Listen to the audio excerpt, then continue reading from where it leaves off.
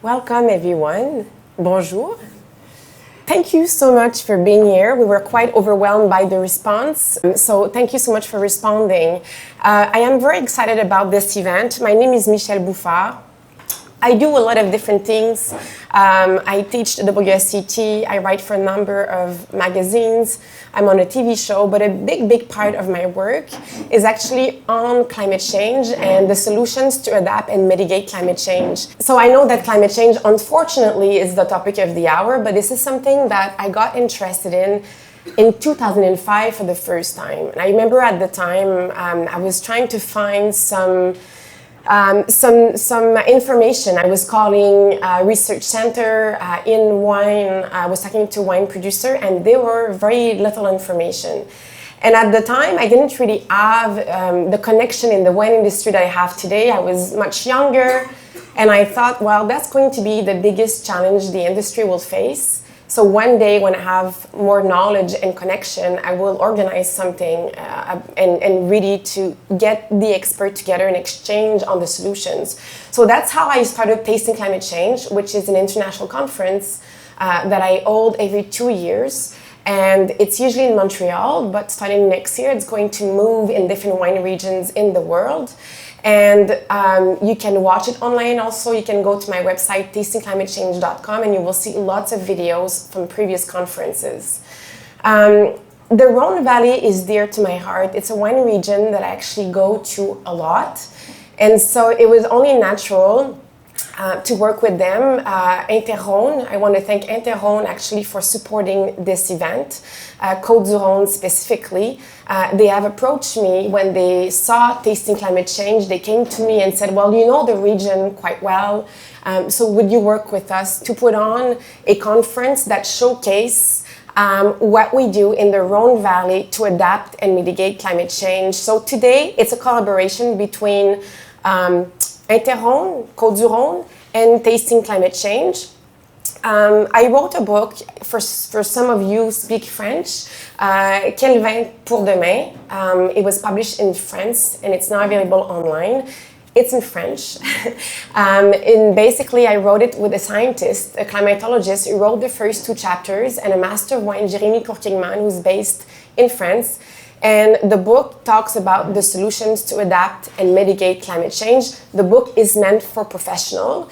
It is getting translated right now in Spanish and in English. So if you have interest, it will soon hopefully be in other languages.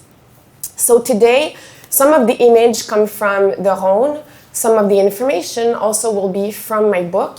And for some of, from the private reason, some of those images I was giving the permission to use for the PowerPoint today, but I won't be able to share my PowerPoint presentation because some of those images I'm not allowed to share with anyone. I was just giving the permission to share those images with you today.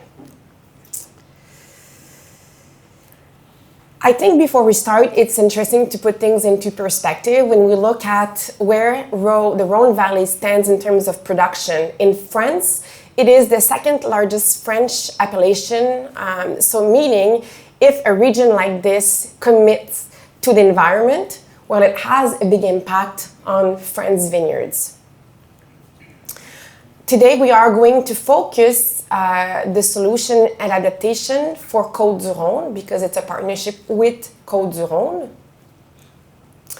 So before we start, Philippe Palton, which is he's the president of Rhône, when he took over from Michel Chapoutier, he had a personal desire to really push forward the solution to adapt and mitigate climate change within the region. So the environment was already taking a lot of space, I would say, within Rhône mandate, but since Philippe Palton took over, I would say they went a step further.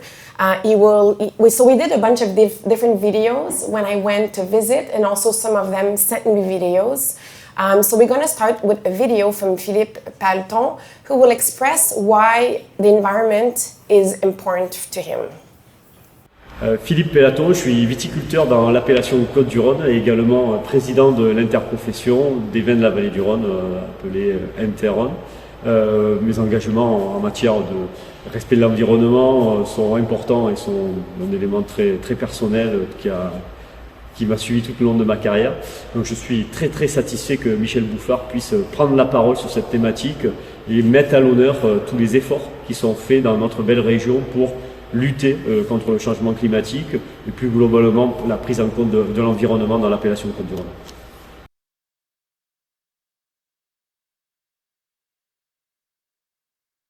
Alors le président d'Inter-Rhône a beaucoup de préoccupations, des préoccupations en matière de promotion, en matière économique, mais également effectivement en matière technique autour de ces grands sujets sociétaux, bien sûr. Aujourd'hui, il y a une demande de la société à prendre en compte ces éléments du contexte sociétal et d'évolution du changement climatique qui se traduit chez nous par des phénomènes assez puissants en matière de sécheresse l'été, de manque d'eau et j'allais dire des printemps assez doux également avec un vignoble qui se met à pousser un petit peu plus tôt.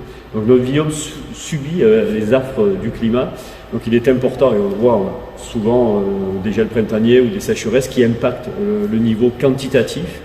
Pour ça, on a des éléments pour lutter, on a notamment des éléments assurantiels, mais ce qui est important pour moi en la matière, à mon poste de président d'Inter-Rhône, c'est de maintenir une qualité dans la vendange, en fait, pour maintenir un profil de vin qui est adapté aux tendances de consommation, au goût du consommateur et à ce qu'on attend d'un Côte-du-Rhône aujourd'hui.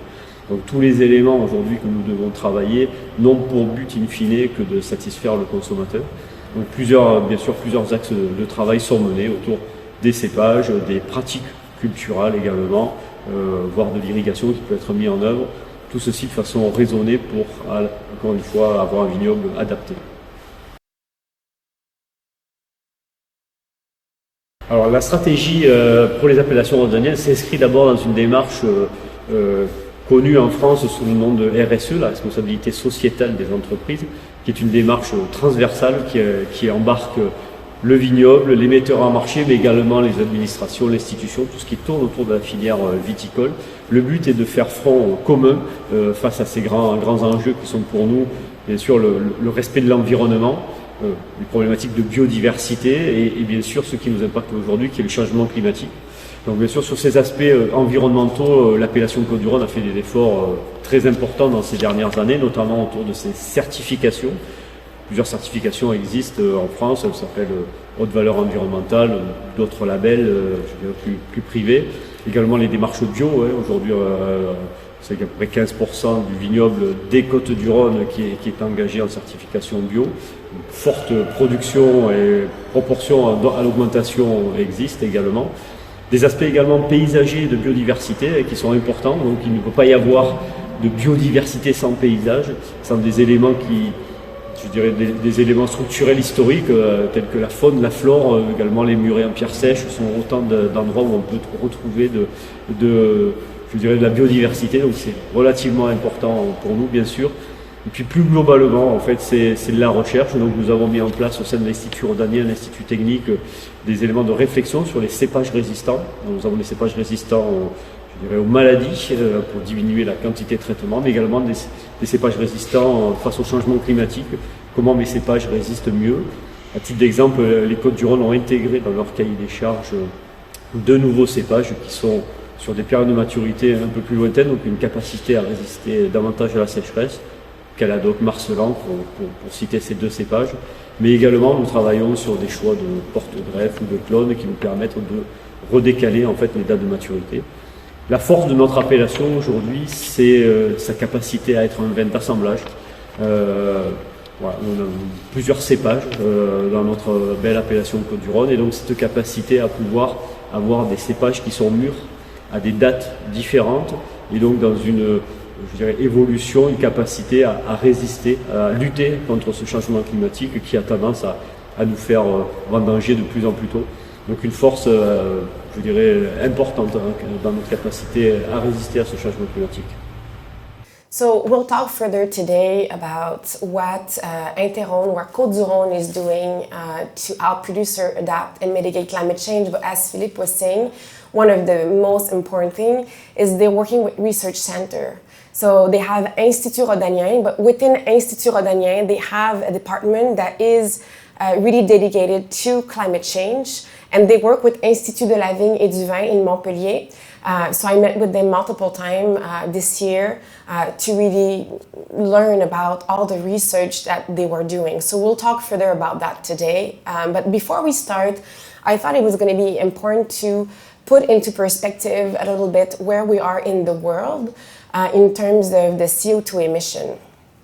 So no doubt that the elevated CO2 that we see today is linked to the human activities, and this really speaks.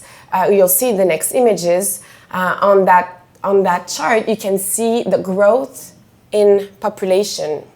So you can see that between 1945 and 2022, we had a huge growth in population, and that's going to be even more by 2050. That's not only a problem for the elevated CO2 emission, which we'll see a graph next that shows us the increase of CO2 with the growth of population, but it also obviously brings some challenges, especially when we think of agriculture, the availability of water, and the challenge we are going to have to feed the population with the water resources that we have and the land space we have.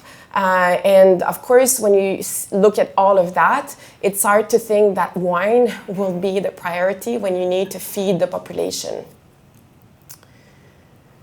So in this graph, you can see the increase of CO2.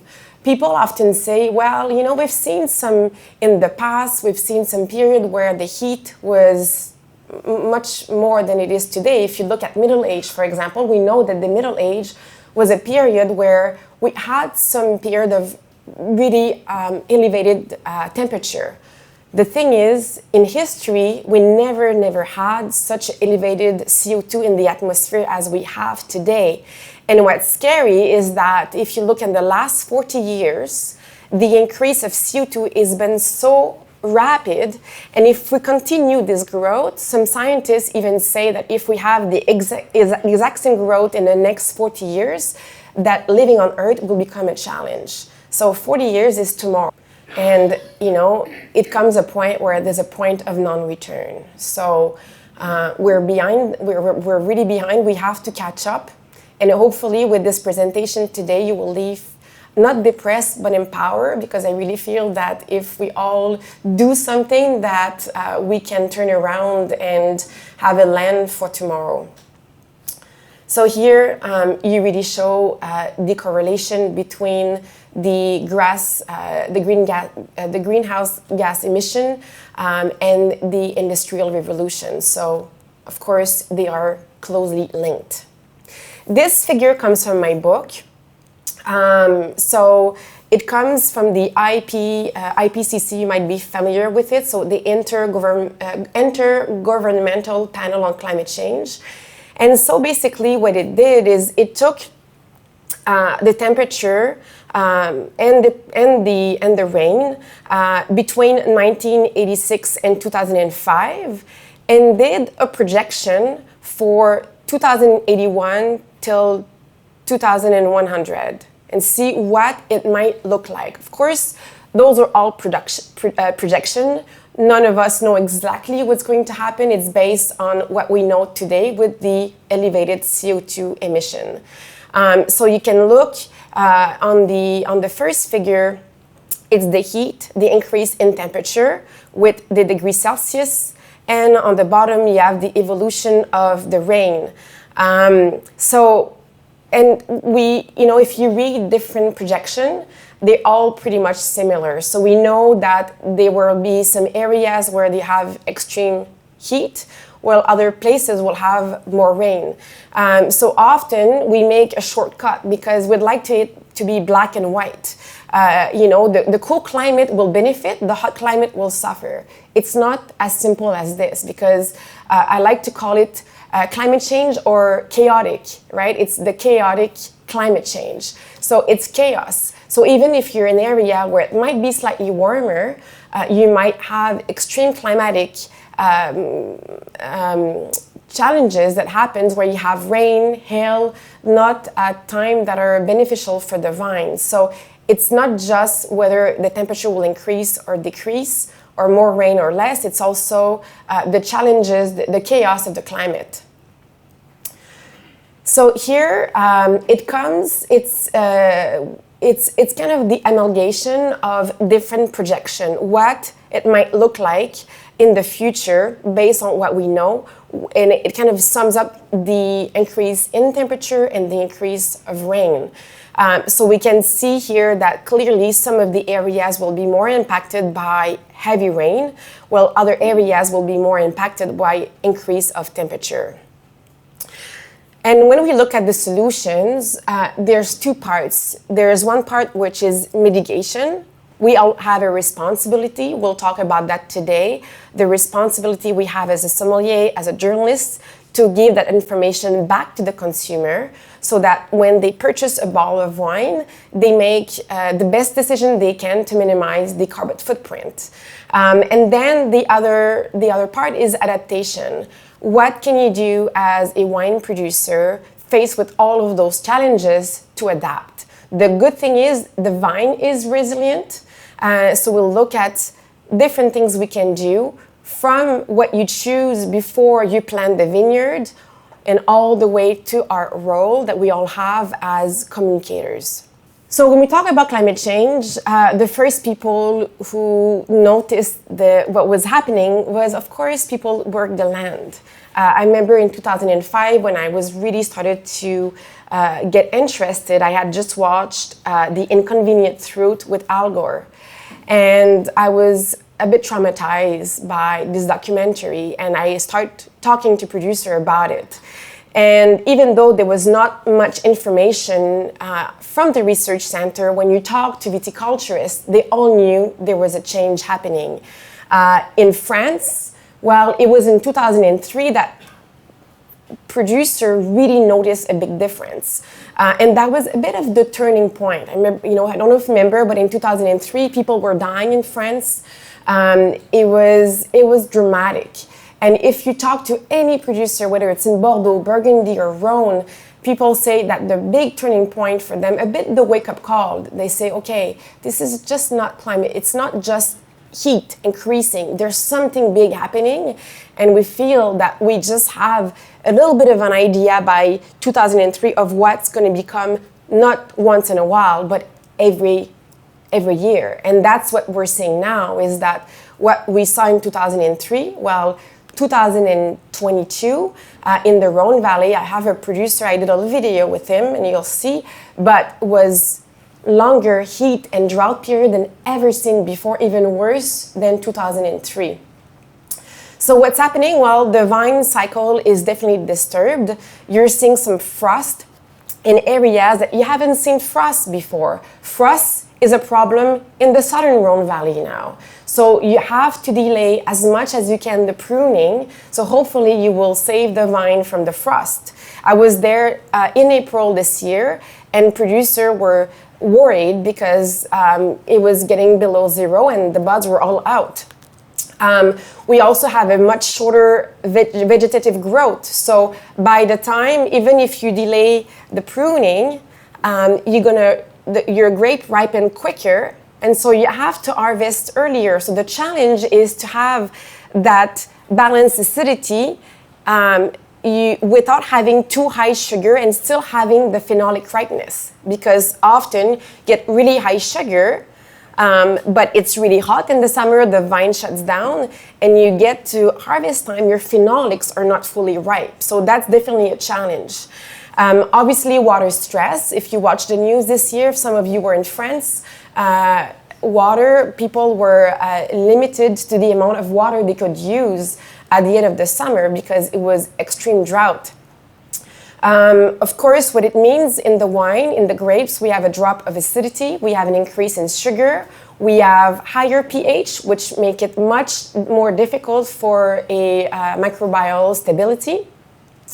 So definitely challenging in the winery. And when we look at some charts and we look at the grapes that should thrive in some region, we see that we've already reached the maximum of what those grapes should be able to grow. So where are we going to go if we know that this increase in temperature is likely to keep on growing? So there's a lot of things that you can do, of course, before you plant, but once you've planted, you kind of have to deal with what you have. What's really interesting when you're talking to producers now is if you look at appellations, some areas that before were not maybe known as high quality because they were cooler, now they're benefiting. So it'll be really interesting to watch what's going to happen with the appellation. I don't think it's going to change tomorrow, but I think we might see a change in many years down the road. So for example, we always said that southeast exposure is best. Well, not anymore. We are seeing that northwest exposure are often best in some areas, especially in an area like the Rhône Valley. We'll talk about the soil today in the Rhône Valley, how the soil can help us, and we'll see that it's actually something that's helping in the southern Rhône Valley. Of course, the rainfall is needed. The problem with the rain is that it's not just whether, when you look at how much rain the vine needs in a year, it's more than that, is when does the rain fall? If you have no rain in the winter and it all falls in the summer, you might have the same amount of water during the year, but it's not going to do any good because you're not getting the rain at the right time. And this is also an issue when you're looking at, the projection of the rain in different wine regions. It's not just whether we're going to have rain, is how much rain falls and when does it fall. And we're going to talk about, of course, in the Rhône Valley, it's AOP, so there are some rules of which grapes you can plant. So even though we're doing experimentation with new grapes, it's not like if you're in Australia and you can start planting all bunch of new grapes and do whatever you want. It takes a bit longer for the INAO to accept new grapes within the appellation. Just as a reminder, if you look at the Rhône Valley, this is the annual average temperature over the last 20 years. So lots of sunshine. When you look at the rain, well, if you look at the last 20 years, the rain is not so bad. It's pretty good. We are going to look at what a vine needs for rain in a year. Usually it's between 500 to 1,500 millimeters of rain. So we're within that range. The problem is, I think we saw it in 2022, is that the rain is becoming more a problem. And when you talk to producers, the rain right now in the Rhône Valley is sometimes you don't have it in the winter, and that's when you want it. You want the soil to have to stock the water so that you have water in the summer when it's drier. The challenge right now is we're not always having that rain in the water. The Mistral wind is a good thing for the Rhône Valley. It's helping obviously to keep the mildew, the fungal disease down. So this is something that's beneficial. So this is interesting. So this is the harvest date in France. And so you can see that from the year below, it's starting to get earlier and earlier every year. So this year, the official date for harvest was August 22nd. But I talked to some of the producers, and they were harvesting some whites and rosé earlier in August, so the first week of August. But the official harvest date was declared the 22nd of August. That's early. Just as a reference, I was leading a master class in Montreal a couple weeks ago, and in 2013 some of the producers were harvesting in October. So it just gives you an idea, right, of change. So what does it mean? Well, the grape and the wine composition is changing. So in average in Côte-du-Rhône we have 0.6 degrees Celsius increase, and we have an acidity that is lower. So we'll talk about more what it means in the winery in managing alcohol, acidity, and the options you can do also in the winery. So some of you might know Clos Bellan or La Ferme du Mont. So Stéphane Vedot is the owner of those two wineries. So I've asked Stéphane to do a little video for us because he's located in Valréas. So Valréas, if you remember your appellations in the Southern Rhône, Valréas is a Côte-du-Rhône village, and it's at the very north of the southern part of the Rhône Valley. So he's more in the north part. So he's going to talk about the microclimate he has when we talk about ways to adapt. Altitude is one of the options that can help.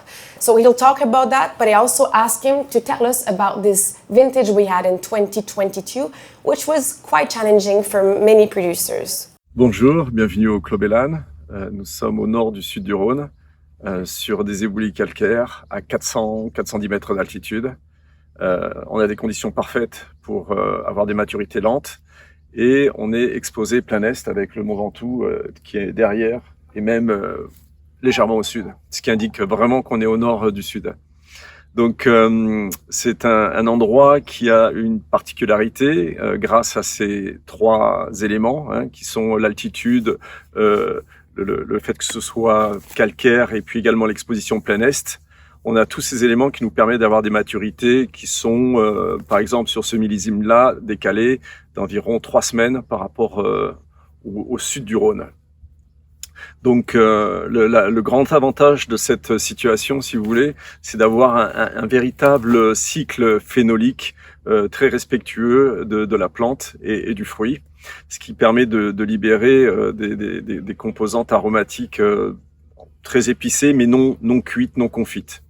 Donc le clos, c'est ici environ 50 hectares de vignes sur différents cépages, ainsi qu'une soixantaine de ruches, une petite forêt avec quelques chênes truffiers, et puis l'ensemble forme un clos, puisque légalement on a l'obligation de respecter certains critères pour pouvoir l'appeler clos. Donc ça nous permet vraiment de travailler en bio et en biodynamie sans avoir d'impact négatif du voisinage. Le millésime est particulièrement intéressant cette année, compte tenu des changements ou de cette continuité dans le changement du climat, parce que on a eu une vague de chaleur quasiment sans précédent. Même 2003, c'était moins long que ça. Et on se retrouve avec, pour la plupart des vignerons du sud du Rhône, et je pense que ça touche aussi d'autres régions, avec une dégradation significative de l'acidité et des concentrations qui arrivent très vite. Et pour un certain nombre de vignobles ou de parties de vignobles, des phénomènes de blocage phénolique. Ici, ça n'a pas été le cas, pour les raisons que je vous ai expliquées. Ça nous permet aussi d'avoir une pluviométrie qui est favorable, avec le nord et des blocages de nuages avec les reliefs. Ça permet d'avoir des précipitations localisées plus intéressantes. Ça, ce sont des événements essentiels aujourd'hui. Ce qu'on essaye de faire ici, en plus de ces conditions naturelles, c'est de concentrer avec le maximum d'équipes possible notre taille en mars et avril, c'est-à-dire bien plus tard que la plupart des gens. Ça permet ainsi de ralentir la nature un tout petit peu, bien qu'elle se charge de récupérer une partie de ce retard qu'on lui presque impose en taillant tard. Elle le rattrape en partie, mais pas complètement, donc ça nous aide beaucoup. Et puis ensuite, le travail des sols sur les calcaires pour redonner de la vie avec différentes espèces de céréales, par exemple, et puis d'herbes, de végétaux, permet d'avoir des bulbes à différentes profondeurs. Ça retient un peu plus l'humidité. Ensuite, on va coucher, comme vous pouvez le voir, on va coucher les herbes pour qu'il y ait un contrôle de l'évaporation optimal et éviter d'avoir trop de sécheresse en surface. Et puis, bien évidemment, tout ce travail du sol en biodynamie et en bio permet de créer une vie organique dans les sols, qui renvoie plus d'énergie dans les plantes, qui elles-mêmes peuvent ainsi ne pas trop stresser. Donc, au final, et sur l'ensemble du vignoble, on se retrouve avec des acidités qui restent magnifiques, avec des pH qui tournent. Si on veut le faire d'une façon très simple, on va dire que ce sont des pH de blanc, mais sur des rouges. Et c'est même cette année plus bas, avec des acidités totales plus hautes, mais c'est surtout des pH très bas, parce que c'est grâce au sol où nous nous retrouvons avec des architectures de profil très minérales, très verticales, sur lesquelles on peut s'appuyer pour avoir cette richesse que l'on a en vallée du Rhône. Travail ensuite, c'est la cave et de bénéficier de cette fraîcheur qui, sans levurage sur ce millésime-là, va nous permettre d'extraire de façon très équilibrée, très fine, très élégante les jus. Voilà, donc millésime 2022, en règle générale, vous allez avoir des surprises sur les acidités. C'est un gros millésime sur certains cépages, comme en Grenache, par exemple, cette année. Les vionniers donnent pas mal. Ensuite, les autres cépages sont bien aussi. C'est une belle année pour tous ceux qui n'ont pas été touchés. Malheureusement, ici, j'ai eu un peu de grêle, mais les vignes restent quand même magnifiques avec des inflorescences et un redépart absolument inespéré. Je pense que c'est en partie grâce aux soins que l'on prend des vignes et depuis tellement d'années. Voilà. Vous aurez l'occasion sur ce millésime-là de découvrir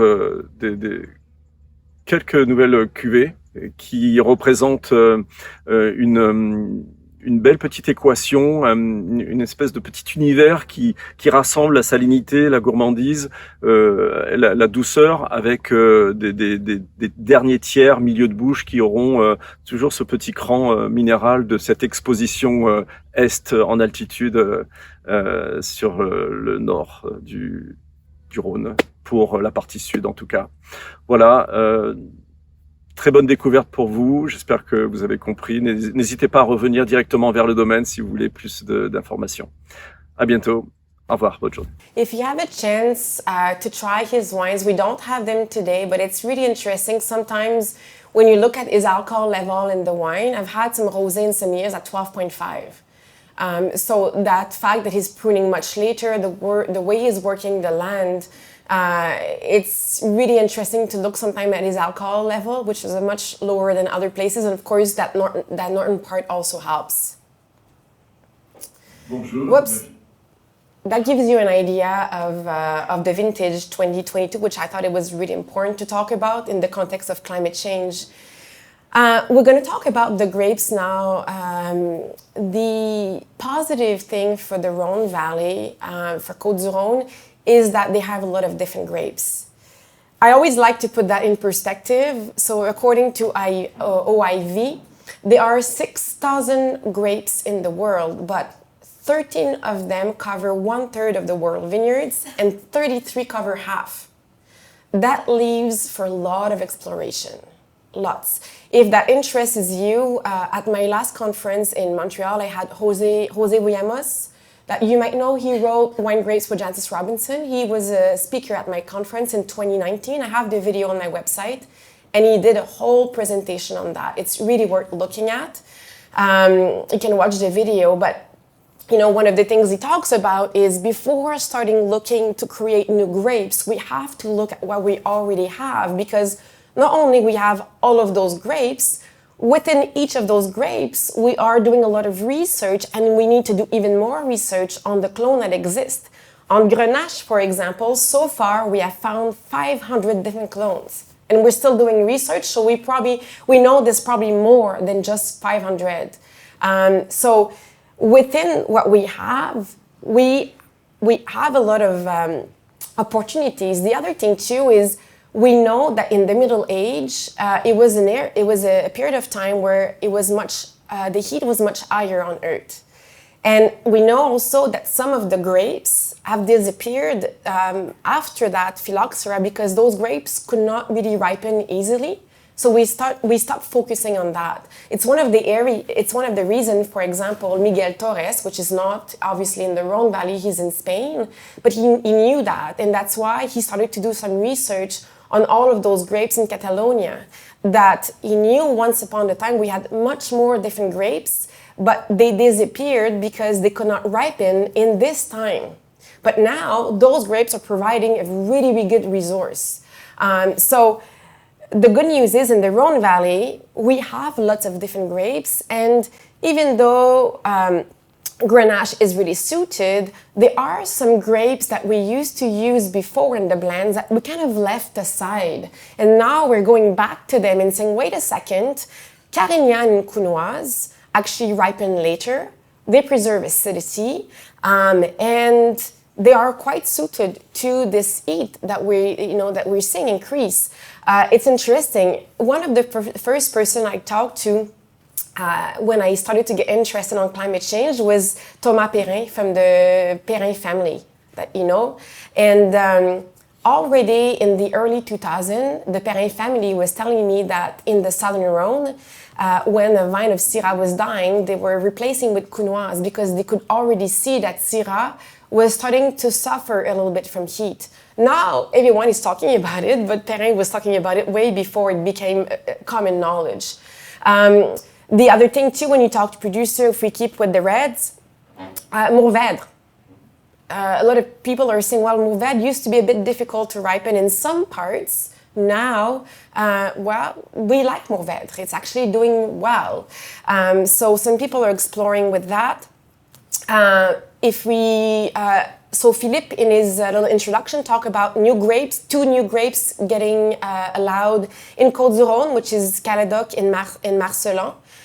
So that's a change. So what the Rhône, the Syndicat de Côtes-du-Rhône is doing a partnership with Institut Rhodanien, and so they're planting different grapes and experimenting and observing which grapes within what it's already allowed do better.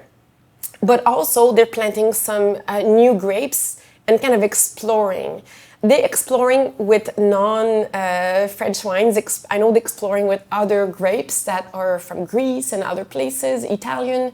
But really what they want to focus on is the French grape, because they know they already have all of those grapes that they could use without changing really the profile, because they're really meant for the region, and they used to have those grapes in a higher percentage in terms of the planting. They also have Couston that they are now using. So it's a cross. I didn't heard about Couston before, so I asked what it was when they told me. Couston is a cross between Grenache and Aubin, but it's also one of the grapes that is being used again in the blend. When we talk about weights, Bourgoulin, Picpoul, those are grapes that are allowed, but I'll show you in a bit the percentage of plantings of different grapes. You'll see, even though we know those grapes, they're not planted much. They remain a very small percentage of the planting. So the idea is to say, okay, maybe we go back to these grapes. Maybe we plant more Bourgoulin. Maybe we plant more Picpoul. Maybe we're a Clairette also. People are looking at Clairette once again. Beautiful grape that resists really, really well to the high temperature.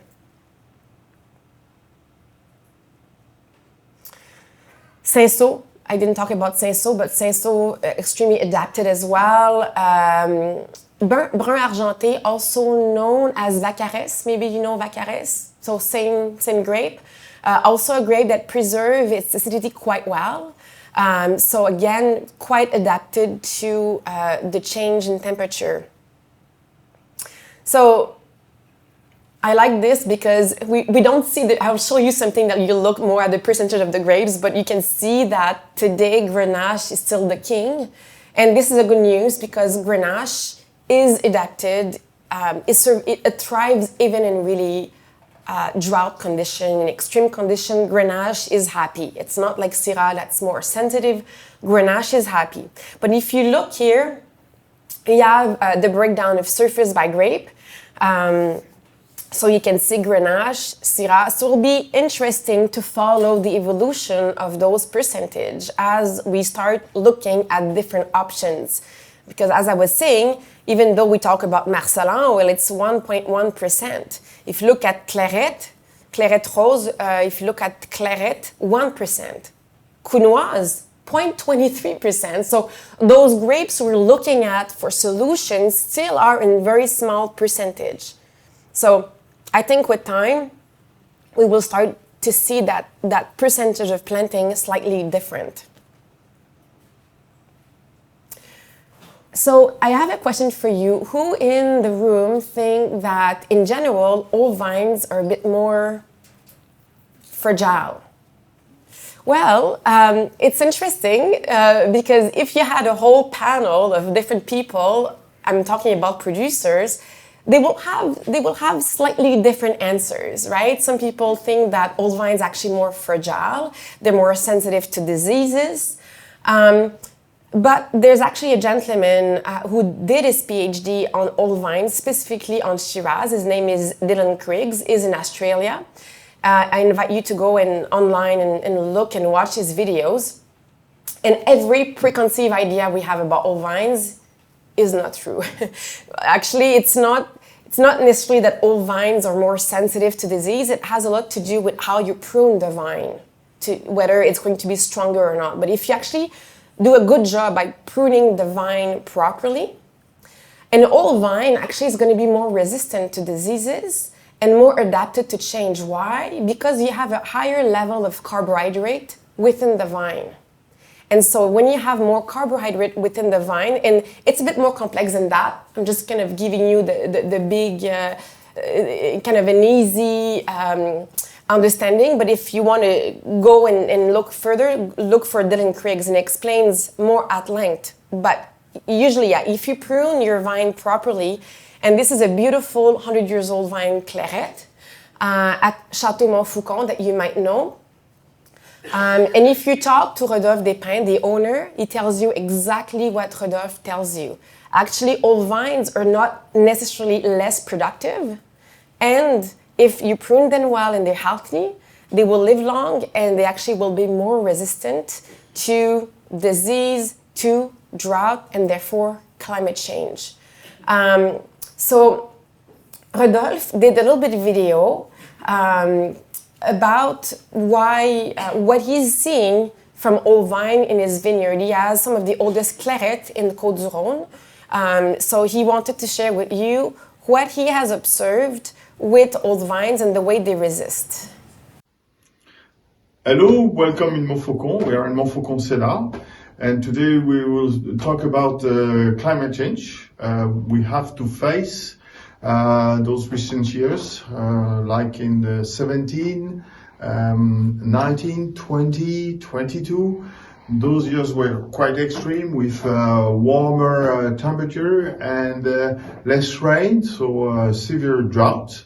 And I have realized that our old vineyards were more adapted, were better resistant to face these difficult conditions, extreme conditions. I think there's many reasons for that, and probably the first one, the main one, will be they have a deeper and a bigger rootstock system. The vines, the rootstock explore all along the soil and look for the minerals and the water they need for the growth. Also, usually the old vineyards produce less. They have lower yield, and it's of course easier to carry than a big productions to make that those grapes ripen. And another reason would be that year to year they are more constant. There's not a big variation every year, compared to young vineyards, which are very vigorous, lots of yield. So it's in case of a severe drought, it's hard to carry all those grapes to the end. Another effect will be the quality of the material vegetal. I mean that most of these old vineyards have been selected by mass selections. So the people were, by observance, taking the best individual among many of them. So you really have a diversity of genetics and vineyards. Compared to, now there's a lot of clone, and this is poorer and probably have less adaptation to drought. And it's exactly the same thing also for the wood stock. Another point will be the way how the vineyards were grafted. In the old days, they were using the English grafting, opposed to now, most of the vineyards are made with the omega grafting. And we know that with the English grafting, you have a better junctions, so the plant works better, and we can imagine that in case of difficult conditions, severe conditions, if the plant works better, it will resist better. So that's, I think, an important point. Also, I think experience could be also in an answer. When the vines are older, they have faced many different season, climate, and difficulties, and they probably acquired knowledge how to adapt themselves. So in the case of heat and lack of water, they probably slow down, limit their evapotranspirations, limit their growth, close their stomach, and go into this survival time, like a kind of hibernation, but in the summer, because it's very difficult conditions. And it's a way for them to go through, and that I call that experience and wisdom. This is all what I think, and this can be moderate, of course, in our area by the type of soil we have. We have many different types of soil, and the amount of clay could be an answer where we can see variations, because clay have a better water reserve potential. But also the type of the vineyards. We have many varietals like Grenache, and some are very well adapted to resist naturally to drought, like Grenache, Carignan, Cinsault, Counoise, Clairette, Bourboulin for the whites. So yes, I think we've been around quite a bit. And I thank you for your attention, and I hope it helps you. And cheers. We'll come back to grafting in a little bit, because it's a big part of making the vine stronger. So it's not just whether the vine is old or not, it's how we carry the vine till that point. And so we talked about grapes, old vines, and now I wanted to talk about the future of hybrids. And we know there's hybrids have existed for a long time, right? We started to do some research on hybrids in the 19th century. But it's interesting to look at hybrids now, even though we've been experimenting with hybrids, still today they only represent 4.4% of the planting in the world. So I think it's interesting to put that into perspective, because I don't think that tomorrow hybrids are going to be the thing that we plant, right? I think we just have to look at that as one of the many solutions. So when we talk about hybrids, the conversation is always whether, okay, So the hybrids we know in the past that were created, let's say, to survive winter, those were known more as monogenic. So those vines were created to kind of adapt to one specific thing. So polygenic are the new wave of hybrids, if you want. So what we've done is we've took Vitis vinifera with an Asian or American vine, and we do a crossing. And then we're going to do the crossing multiple times moreover with vinifera, so that the idea is we have more of the vinifera taste, but we also give the chance of the vine to be polygenic, meaning able to resist to multiple things. So we do that. So the reasons we're creating those new hybrids is a lot to do with fungal diseases that are increasing. And so the idea, if we have a polygenic hybrids, the vine has more chance to resist to those disease mutation. Because we know, we've started with COVID, we are now at, I don't know how many variants. So diseases mutate. So if you build a vine now that is polygenic to resist to specific things, well, with time, perhaps those diseases will find a way in. They will mutate and adapt. And that is why a lot of people are not convinced about hybrids. Some people go, yay, hybrids. There's even an association called PWE. You can find lots of information online that really promote the hybrids.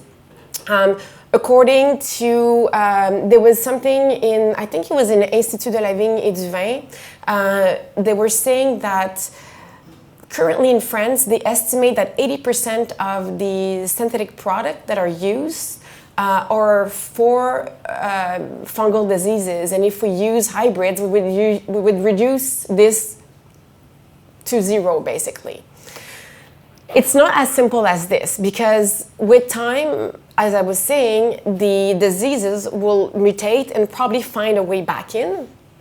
I've talked to producers in Italy who have planted some of those plants 20 years ago, and already they're starting to increase the treatments because the vine is starting to lose the resistance because it has mutated. I've also talked to people who've planted hybrids, and just in 3 years, I asked them, well, do you use fungicide to spray? And they say, yes, you cannot, it's not like zero spray. You will still need to spray, especially at flowering, but you don't spray as much. So I would say the jury is still out on hybrids, depending on who you talk to, because of this concern that the disease will mutate and it might not be a good long term, but could be one of the solutions that we can look at.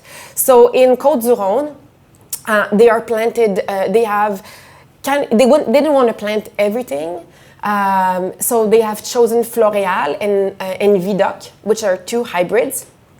And they are, with Institut Rhodanien, they're looking closely how those evolving, the taste of the wine profile. Have any of you tried some of those 100% Vidocq or Floréal? If you go to France, you'll find sometimes, I've had a few 100% Floréal. I've had Floréal in blends on IGP. They're not under AOP. It's interesting, but the vines are young. So it's kind of hard to find a conclusion. It's early, but Côte-du-Rhône is open to those and exploring that as one of the solutions. The other thing that's interesting in Côte-du-Rhône is there are currently 2 ongoing research. What they're doing, they are doing a crossing with a resistant variety and crossing it with Syrah or Grenache, which are 2 important grapes within Côte-du-Rhône. So they have 50 vines planted in experimental vineyard. But all of this will take time. So they say, well, the first plant are expected in about 20 years because it takes a long time to observe, to look at what really works.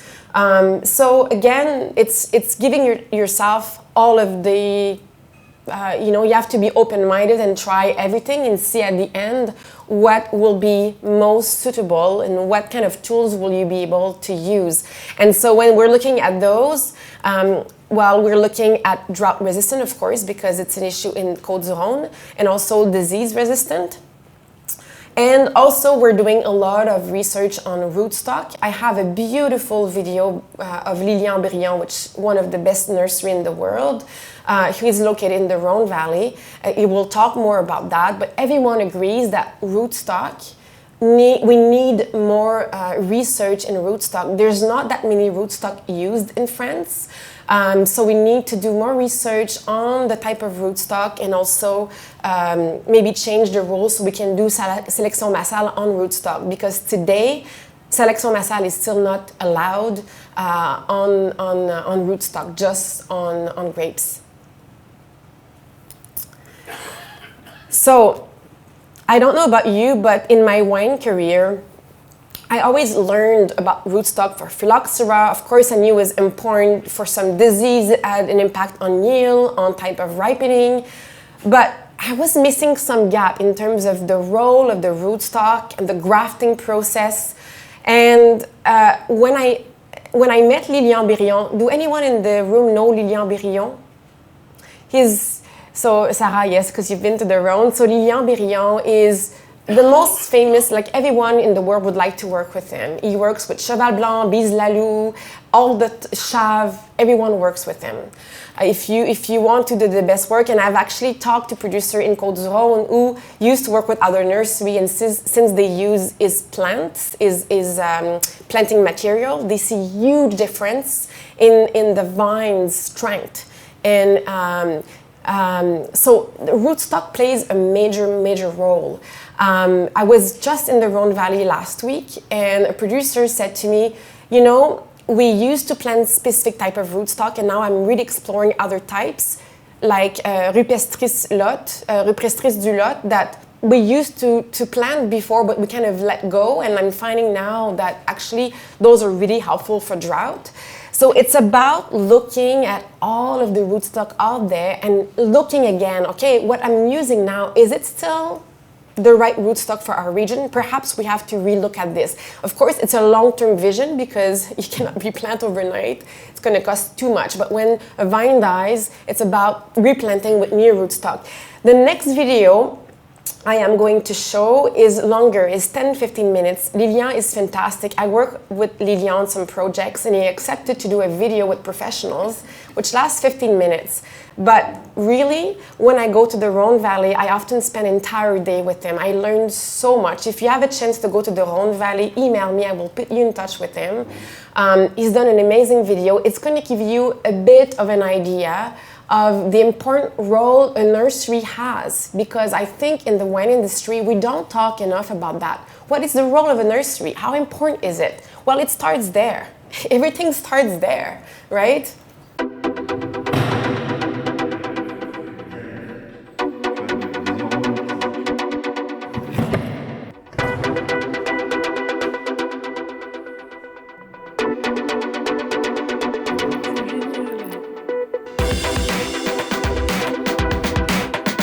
J'ai la chance vraiment au démarrage d'avoir cette information-là.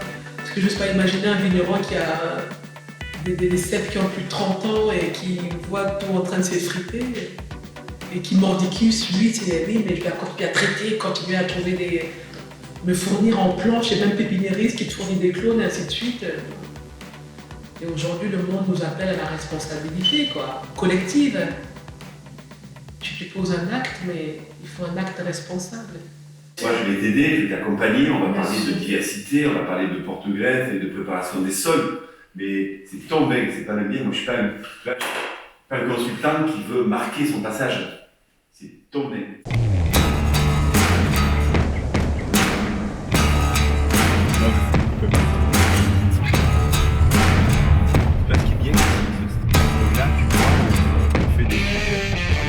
Je suis Lilian Briand, j'ai 50 ans, je suis papa de 2 grands garçons, dont l'un, Marius, qui va avoir 18 ans, qui va reprendre l'activité parce que mon métier, c'est pépiniériste viticole. Ce métier consiste à produire des plants pour les vignerons. Un vigneron qui doit planter de la vigne, bien de temps en temps, il y a de la mortalité ou il y a des vignes qu'il faut complètement renouveler. Et là, ils font appel à des pépiniéristes viticoles. Mon entreprise est basée dans le sud de la France. Voilà, je produis des plants. Et là, nous sommes au milieu d'une pépinière de 2,5 millions de plants. C'est notre production annuelle.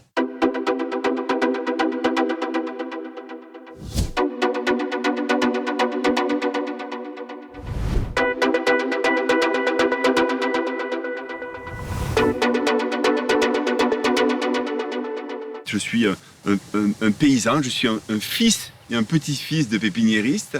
Et mes parents et mes grands-parents m'ont appris à travailler la terre, à piocher, à conduire des tracteurs, à régler des outils, à planter de la vigne, à faire des travaux plus précis comme le greffage par exemple. Je me suis nourri de tout ça et j'ai pu du coup construire petit à petit mon avenir. Je ne m'en suis pas aperçu à l'époque, mais je me suis construit comme ça.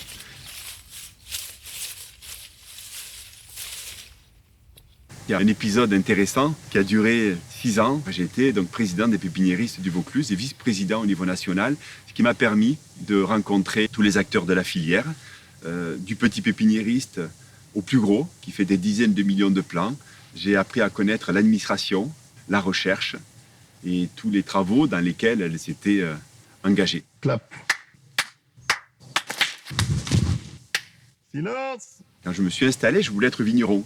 Et puis très vite, j'ai découvert ce métier de la pépinière qui m'a plu. Il a fallu faire un choix et j'ai choisi la pépinière tout en gardant cet objectif de faire du vin un jour. Je suis un passionné de vin et j'explique à Marius que je ne vois pas comment il peut être un grand pépiniériste si il n'aime pas le milieu du vin, de la viticulture. D'ailleurs, en ce moment, il fait les vendanges chez mon meilleur ami qui est Jérôme Bressy à Rasteau. On a créé une équipe, toute une équipe de collaborateurs à tous les niveaux qui ont une passion, la même que la mienne, la passion de ce milieu du vin et du milieu du végétal.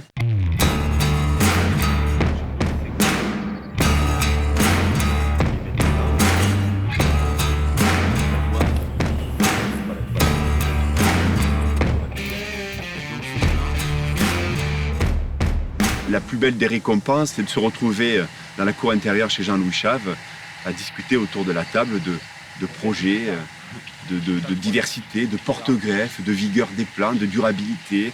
Laurent Vaillé de la Grange des Pères disait « Lilian, c'est bien de vinifier, c'est super, on peut avoir un super matériel, mais le plus important, c'est le végétal. » Parce que, cher sommelier, sachez-le, si on ne réagit pas, les vignes rajeuniront petit à petit, parce qu'il y a un gros problème de dépérissement, dû en effet au dérèglement climatique, mais pas que. Hein, le vigneron a aussi une grosse part de responsabilité dans la situation de son vignoble, et il faut que vous soyez conscient que la responsabilité d'un pépiniériste, elle est énorme, car elle permettra de livrer un végétal d'une grande qualité auprès des vignerons qui, après, à leur tour, pourront faire des grands vins. Voilà, ici, moi, je complante systématiquement. Donc, on a eu des counoises, on a eu des pourvèdres, beaucoup de grenache, parce que la vigne, à la base, c'était 100% de grenache. On a engagé avec certains une véritable réflexion, un partenariat. J'aime beaucoup parler de Madame Bise, la Loup Bise-Leroy, qui nous a demandé, alors qu'elle va bientôt avoir 90 ans, qui nous a demandé de l'accompagner pour 30 ans. Beaucoup de vignerons nous interpellent, des vignerons avec qui on travaille généralement. Ils sont surpris, ils ne comprennent pas pourquoi leurs vieilles vignes, qui sont quelquefois centenaires, continuent de pousser, de produire. Il y a un peu de mortalité, mais on accepte une mortalité sur un cep qui a une centaine d'années. Par contre, là où ils ne comprennent pas, c'est que les vignes qui ont 10, 15, 20 ans dépérissent très vite et il n'est pas rare aujourd'hui de voir des vignes entières qui sont arrachées au bout de 20-25 ans. Et donc, on va avoir un rajeunissement du vignoble, un effet terroir qu'on ne retrouvera pas. La qualité des vins va changer et je dirais que c'est dramatique pour une viticulture de qualité. Et là, je vais planter un peu de principal, je vais faire grenache. Et essayer de faire,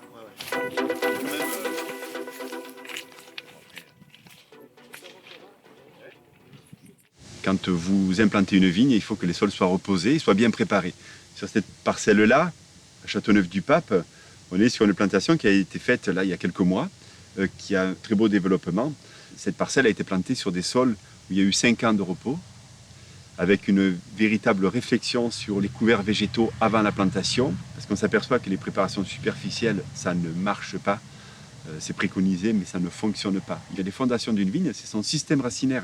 Si on veut mettre les vignes à l'abri des conditions climatiques qui sont terribles, il faut que la vigne fasse des racines. Et pour faire des racines, il faut que les sols soient souples et soient travaillés en profondeur. Et après, c'est parti. C'est exactement ce qui s'est passé sur cette propriété. La viticultrice a soigné la préparation des sols, a soigné son entretien. Une jeune vigne ne doit pas être en concurrence avec de l'herbe.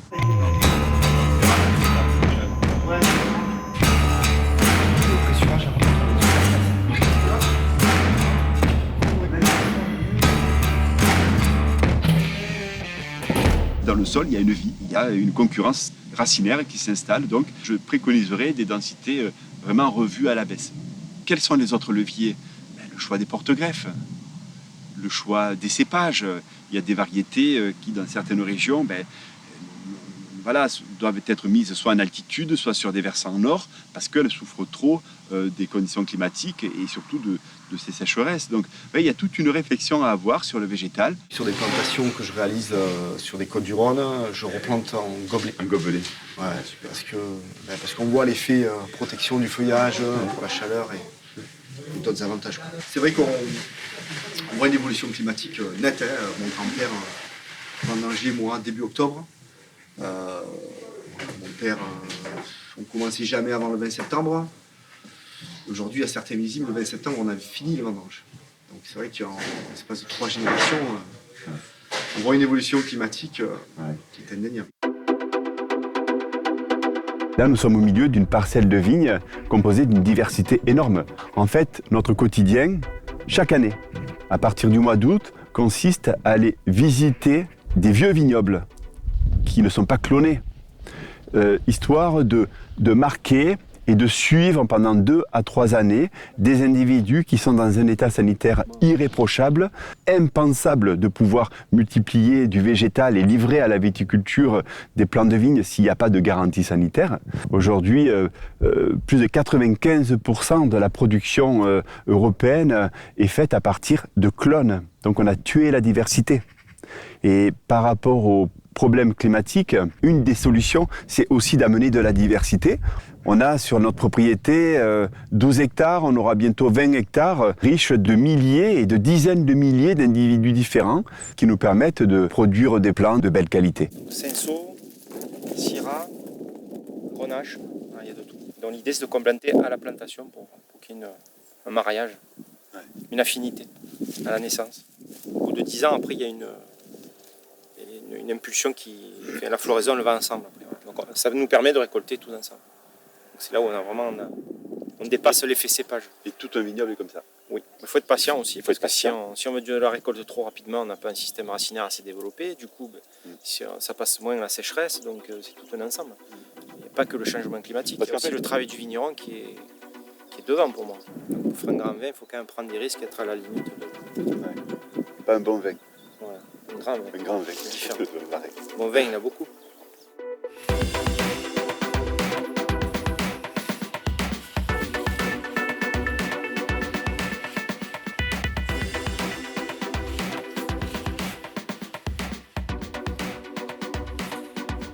Un plant de vigne est composé d'un greffon, d'un cépage, mais aussi d'un porte-greffe. Le porte-greffe, c'est la partie qui va être plantée dans le sol. Ce porte-greffe va lancer les racines. Quand on construit une vigne et son système racinaire, c'est à partir du porte-greffe. Il existe à peu près 25 variétés de porte-greffes différentes qu'on proposera aux vignerons en fonction de la nature du sol. Ici, nous sommes sur une parcelle c'est du fer-cal, une variété qui résiste au calcaire. Et on a décidé, ça fait plus de 15 ans, de palisser. Donc là, on a une vigne mère de porte-greffe qu'on a palissée pour pas mettre de chimie, pour travailler les sols. On voit le travail des équipes, un travail manuel. On a enherbé pour amener de la diversité, on est pour la biodiversité. Donc voilà, je pense qu'on est vraiment dans la définition d'un vignoble de belle qualité. Ça représente quand même plus de 30 hectares de vignes mères de porte-greffe, ce qui nous permettra de produire suffisamment pour greffer nos 2,5 millions de plants.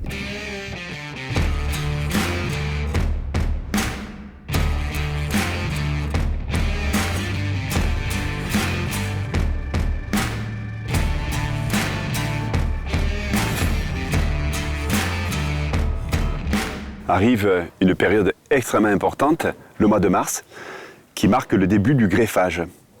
Le greffage consiste à assembler le cépage, le greffon, sur le porte-greffe. Cette étape chez nous est très longue. Elle dure 7 à 8 semaines. Pourquoi est-ce que c'est long?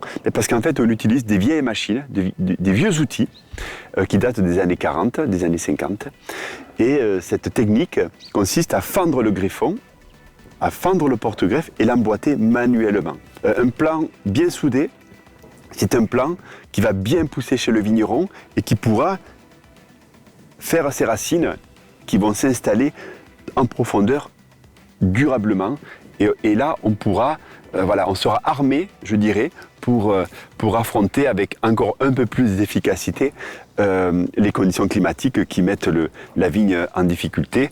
Voilà, donc la greffe est pour moi l'étape la plus importante dans la production d'un plant de vigne. Alors d'abord on va goûter sur les cuves. Parce que c'est pas le côté gras, opulent. C'est des vieilles vignes, je te donnerai pas l'âge. C'est pas des vignes qui ont 50-60 ans, c'est un peu plus jeune. Mais c'est justement pour ça qu'on travaille avec toi, c'est pour aller rechercher une diversité génétique parce que c'est ce qui manque sur ces parcelles-là. Une fois le greffage terminé, on arrive fin avril, ces plants sont prêts à être mis en terre sur des sols qui auront reposé. Parce que la particularité de notre pépinière, c'est qu'on a la chance d'avoir un foncier conséquent et on a la possibilité de préparer les sols bien à l'avance avec une réflexion sur le couvert végétal. Voilà, donc les sols sont vraiment reposés et ça c'est très important pour la qualité du plant. Donc une fois que l'hiver arrive, les plants sont retirés du sol, ils sont triés et on vérifie la qualité du point de greffe, la qualité de la soudure. On vérifie ce bon développement de la végétation et également du système racinaire. Tu vois qu'à 6 mètres sous terre, on voit des racines en fait. Ouais. Dans ces sols de safre, donc sol de safre, si tu touches, tu vois que ça tombe. Ouais. C'est le sable qui s'est compacté, mais on voit que les racines, elles arrivent vraiment. Donc on sait que les 5-6 premières années sur ce type de sol, la vigne souffre un peu l'été, mais au bout de 8 ans, elles ont développé un système racinaire qui fait qu'elles s'affranchissent complètement de la contrainte hydrique. Voilà un jeune et beau plant de vigne. Ça, c'est le fruit de notre travail. Alors, il pourra vivre seulement 2-3 ans si les itinéraires techniques ne sont pas respectés. Il peut par contre vivre 80 ou 100 ans. Si vraiment il y a une prise de relais de la part du vigneron, ça pourra donner donc des vignes centenaires, des grands vins que vous, chers amis sommeliers, vous pourrez proposer autour de votre table. De quelle qualité parle-t-on? Est-ce que c'est une qualité virtuelle ou qu'est-ce que c'est que la démarche qualité? Mais la démarche qualité, elle se fait en amont, dans son approche. Et si tu veux avoir du bon vin, mais il faut respecter... Donc finalement, j'ai de la chance d'être au démarrage, feuille blanche. Parce que je ne pourrais pas dire que je ne savais pas. C'est vrai. Je ne pourrais pas dire que je ne savais pas.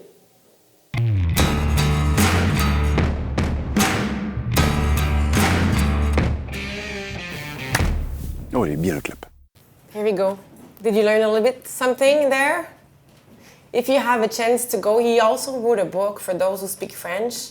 The book was about why are the vineyards dying much earlier than they were in the past.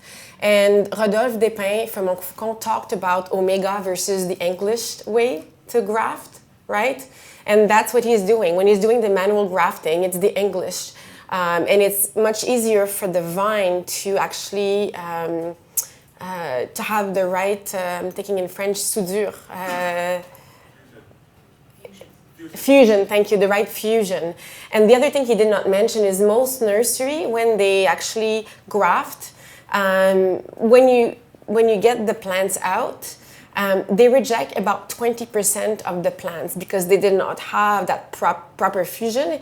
He rejects 50%, even though after all of he does. So next time you go see a producer, ask them what they do for grafting, because once you start thinking about that, and that's where it starts in the context of climate change. If you have a vine that was not grafted properly, that is not strong enough, when comes the drought, the diseases, then you're going to be in a very difficult situation. So talking about water management, vines, of course, needs water. You need it for photosynthesis, you need it for nutrients intake. And the quantity you need is based on what we call evapotranspiration, right? Evapotranspiration is the combination of the water you're losing through the surface of the land and the water you're losing through the transpiration of the vine. And the good news is you actually can measure how much evapotranspiration you have. And in the Rhône Valley, we did not always measure just because we could not really irrigate, right? We'll talk about derogation in a second, and irrigation, we have more and more derogation. But this is where we have a lot to learn with countries like Australia and California, where they could irrigate, but water is becoming extremely scarce and expensive. So they're using some instrument to measure what the actual water availability is in the soil and in the plant. And by doing that, people are realizing that sometimes by the time you see a vine struggling because of heat, it's too late. And often, when you don't see anything, you anticipate what's coming, and in fact, you might have more water availability in the soil and the plant than you think.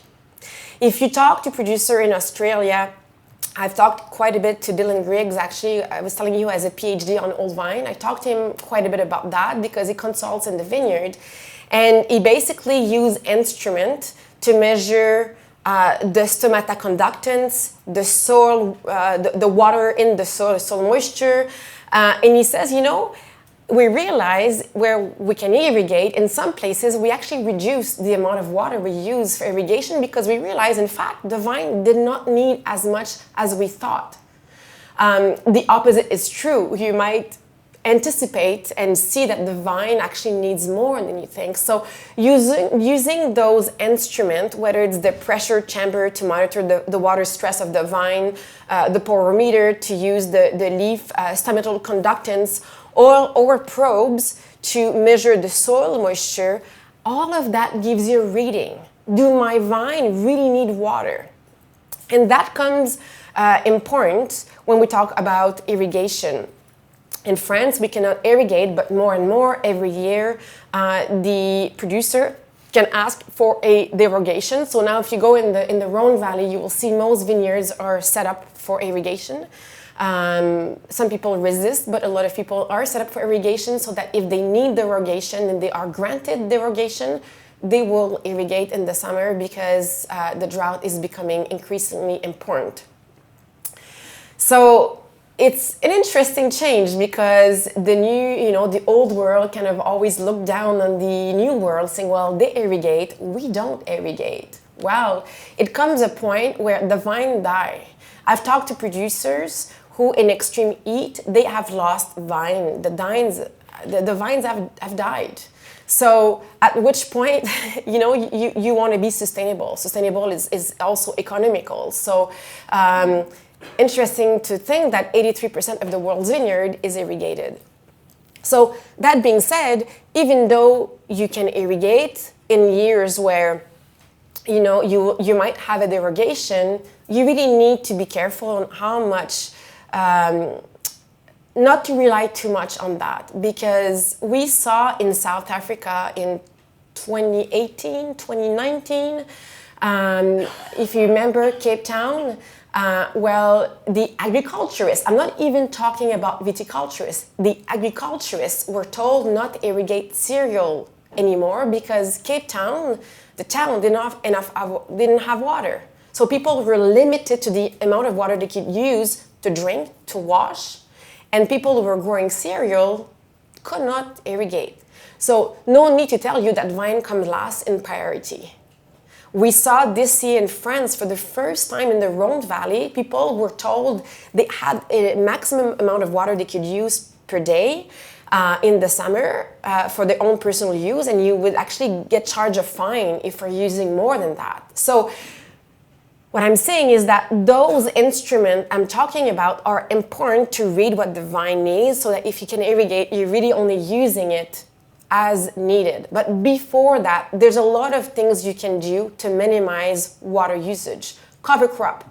And that's a big change for the Rhône Valley, for Côte du Rhône. It's dry, it's drought. We always thought that, you know, cover crops will be just too much competition for the vine. So, you know, you would have bare ground. It's a big switch. And every year, the Syndicat des Côtes-du-Rhône, what they do, they actually look at, they will put forward, they do a lot of different things, but every year they will take 2 actions that they really want to promote and give research to the producer. In 2022, those 2 things were agroforestry, which we'll talk about, and the other thing was cover crop. So when you go around and you talk to producer, you still have quite a bit of producer not quite knowing yet which cover crop work, because they just were used to think that it's just too much competition. Someone like Clobélan does cover crop. We'll talk about Montirus, who does cover crop. So some people do, but it's still kind of a learning curve for many people. So le Syndicat des Côtes-du-Rhône is really giving tools and information to really promote cover crop, to find the right type of cover crop that will work, especially leave the cover crop in the wintertime. That's really crucial, because if you have a cover crop in the wintertime, it helps the water to go down, to stay down. And comes the spring, well, you can mow, you can have the sheep who will cut down the cover crop. You can, as Stéphane was showing, you can roll down the cover crop, you can introduce it in the earth, so it actually prevents from evaporation of the soil. You can have mulch with it. So cover crop are really, really important. And in Côtes-du-Rhône, it's a big switch that's being done. So exploring the different species, indigenous species that can work, whether they're annual or you plant them every year. Vine training.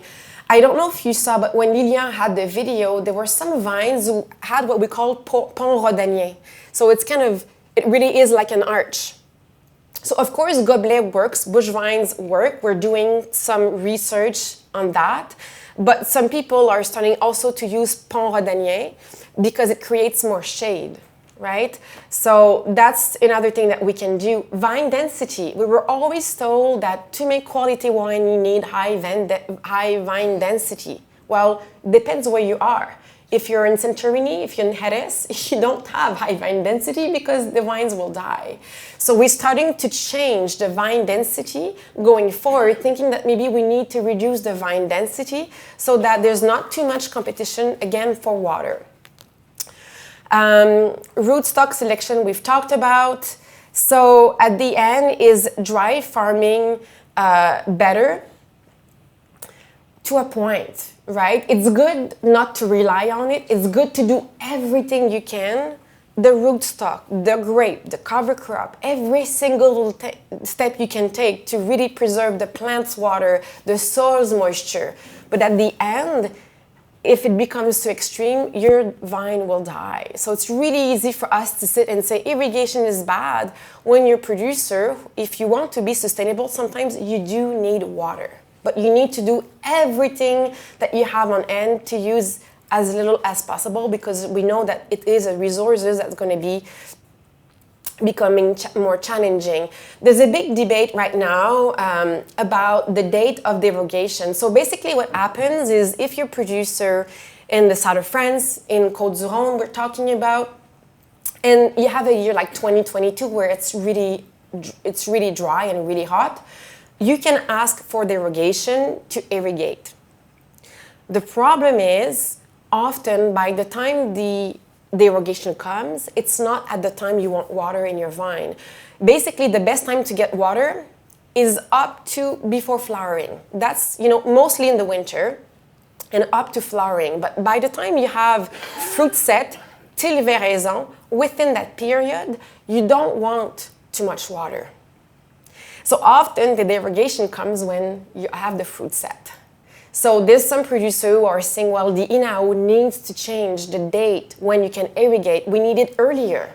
By the time we get it, it's not really the time we want. So Edouard Guérin, who is the technical director at Augier, has some personal idea on water irrigation. So he shared us what he thought when we were there last week.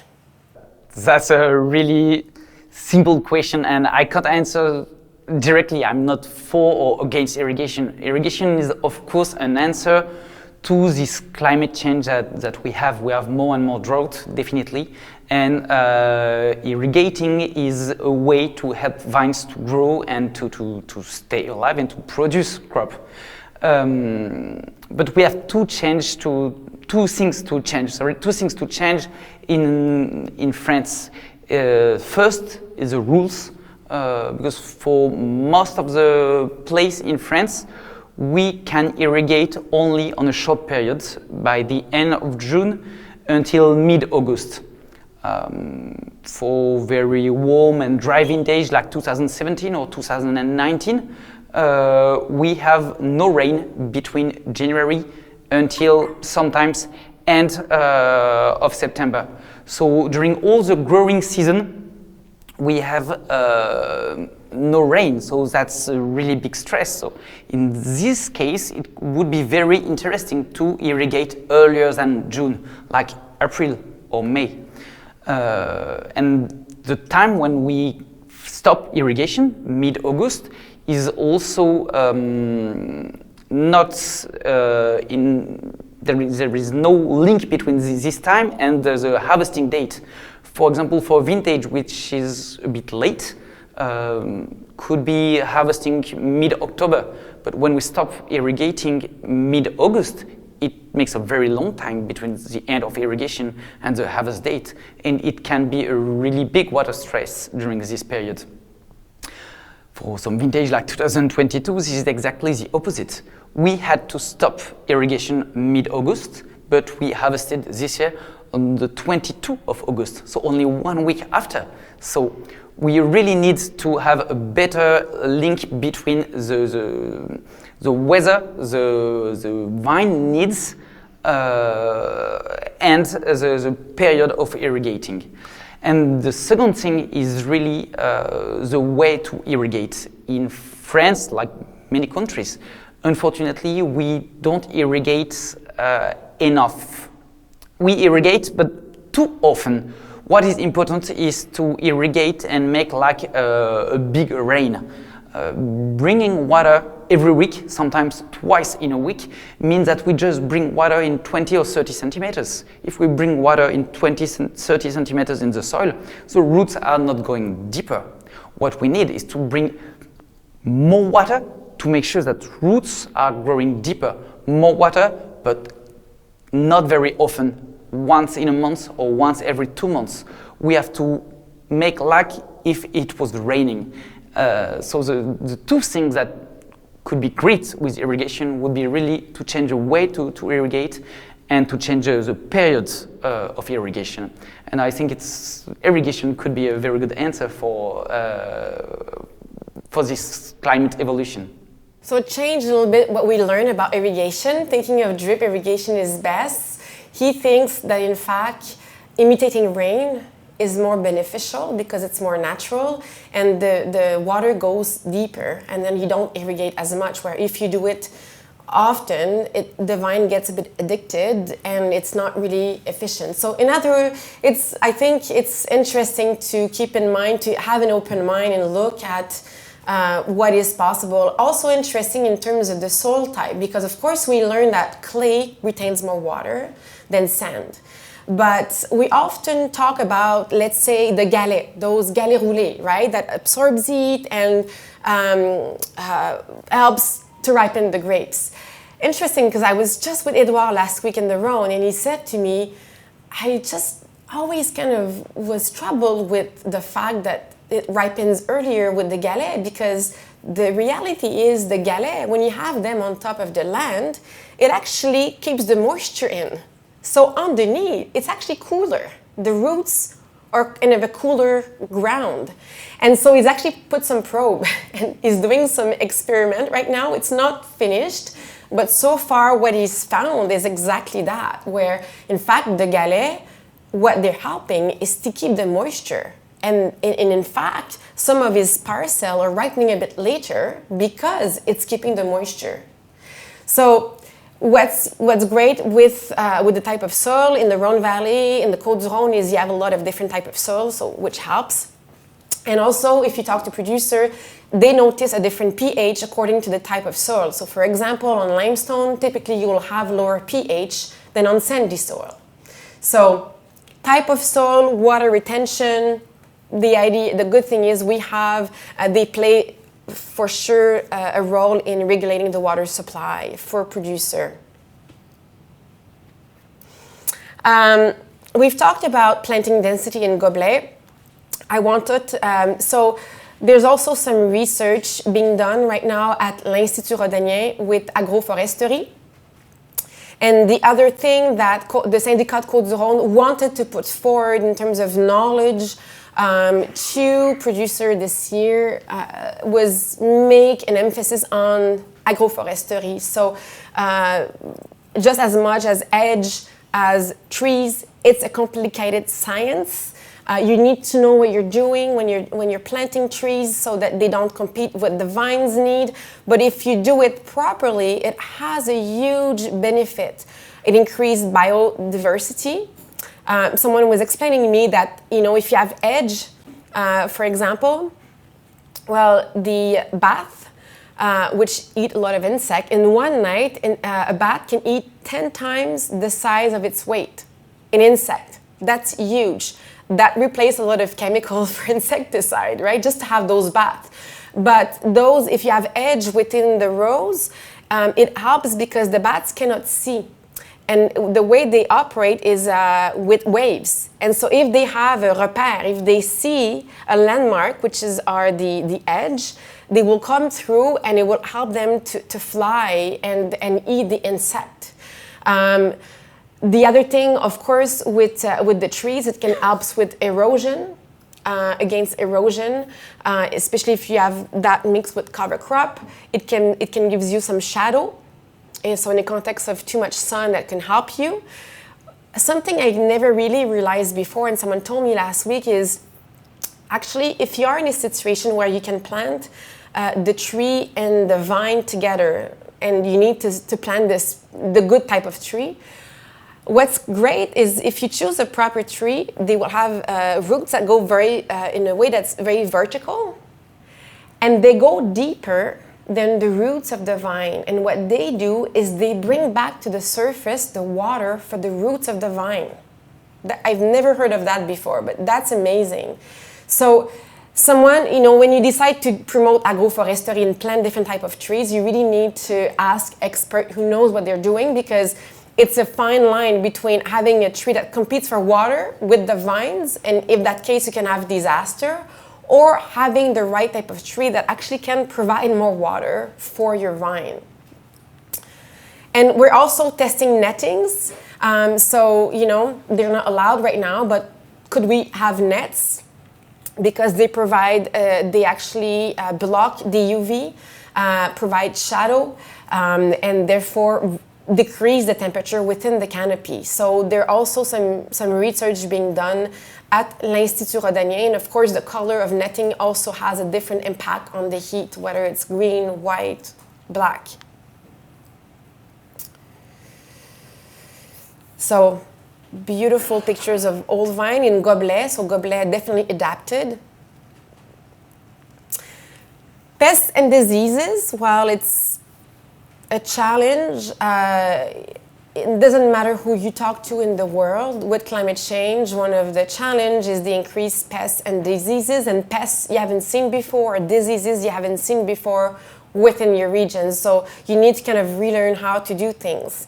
The insect, of course, where they live is linked to the temperature. So we're seeing a change in the pests that are arriving in regions. Just to give you a few examples. For example, the grapevine moth. Well, we're seeing that they have more cycle of reproduction within a year. So you have more of them. The other thing is we're realizing that if we have more elevated CO2 in the atmosphere, they lay more egg during the night. So that the elevated CO2 also has an impact on the way the insect lay their eggs. They lay more. The other thing is still is you're realizing that we use pheromone traps, which work quite well. Well, if you're in an area where the wind is even stronger, well, the moth cannot smell the pheromone anymore. So those pheromone traps are not working as well. If you look at mealybug, right? So mealybug, which is the insect that spreads the grapevine leaf roll associated virus, which reduce the yield and delay the ripening process. Well, the mealybug with increased heat, they hide behind the bark of the tree. So they're very, very hard for the other insect to eliminate them. Or if you want to treat them, it's getting very difficult because they are behind that trunk. They hide behind from the heat. The leafhopper, we're seeing an increase of leafhopper, which some scientists are saying leafhopper, which carry flavescence dorée, is as important as a type of disease as phylloxera was at the time. So flavescence dorée is becoming a huge problem. If you find a vine affected by flavescence dorée, you actually have to repop the vine. It's a mandatory by the appellation everywhere in France. You also have to spray for leafhopper. So around the perimeter of your vineyards, you have to spray. Esca, something that's was always prominent in hot climate, even more now. We have two types, like the Esca. If you have the Esca, which is the apoplexy. Apoplexy is the type of Esca where the vine can die in 2 days. So you have kind of two types of Esca. One of them will go over time, can take years for the vine to die. But the most severe form of Esca, your vine dies in a couple of days. The problem is the increased temperature is actually, with the increase of temperature, you're seeing more cases of apoplexy. So you're seeing more vines dying in a few days. So one of the solutions is, of course, the way you prune your vine needs to respect your sap flow. So you need more. So that's crucial. There's been some trials with Perivitrum, which is more. Sorry, not Perivitrum, but Trichoderma, which is natural. Some producers are using it, not finding it working. Others are saying maybe, but very challenging. Of course, more mildew. So that is why to increase your biodiversity in your vineyard is extremely important. And to find out also if you have new pest and disease or more disease, what kind of cover crop can help you mitigate those challenges. So it's not easy. Chemicals, well, Côte du Rhône is working really hard to put in place a measure so that we reduce the amount of chemicals that we're using, whether it's chemical weeding, pesticide, herbicide. So there's a huge commitment from Côte du Rhône to reduce the chemicals within being used.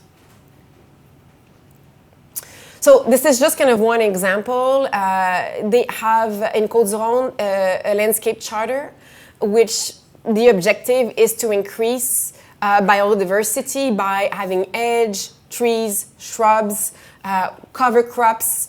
And so they're doing some research, but also really sharing with producers the type of cover crop, trees, and hedge that works for their land. So we're trying to find, right, a kind of a compromise where we have a natural ecosystem, we have the agricultural land, and then we have contacts. So how can we create a more balanced ecosystem? So that's the whole purpose of it, especially with the urban sprawl and all the activity we have from the agricultural side, is to find a way to have a more balanced ecosystem. So vegetation, we talked about why it's important. We talked about the prevention of evaporation.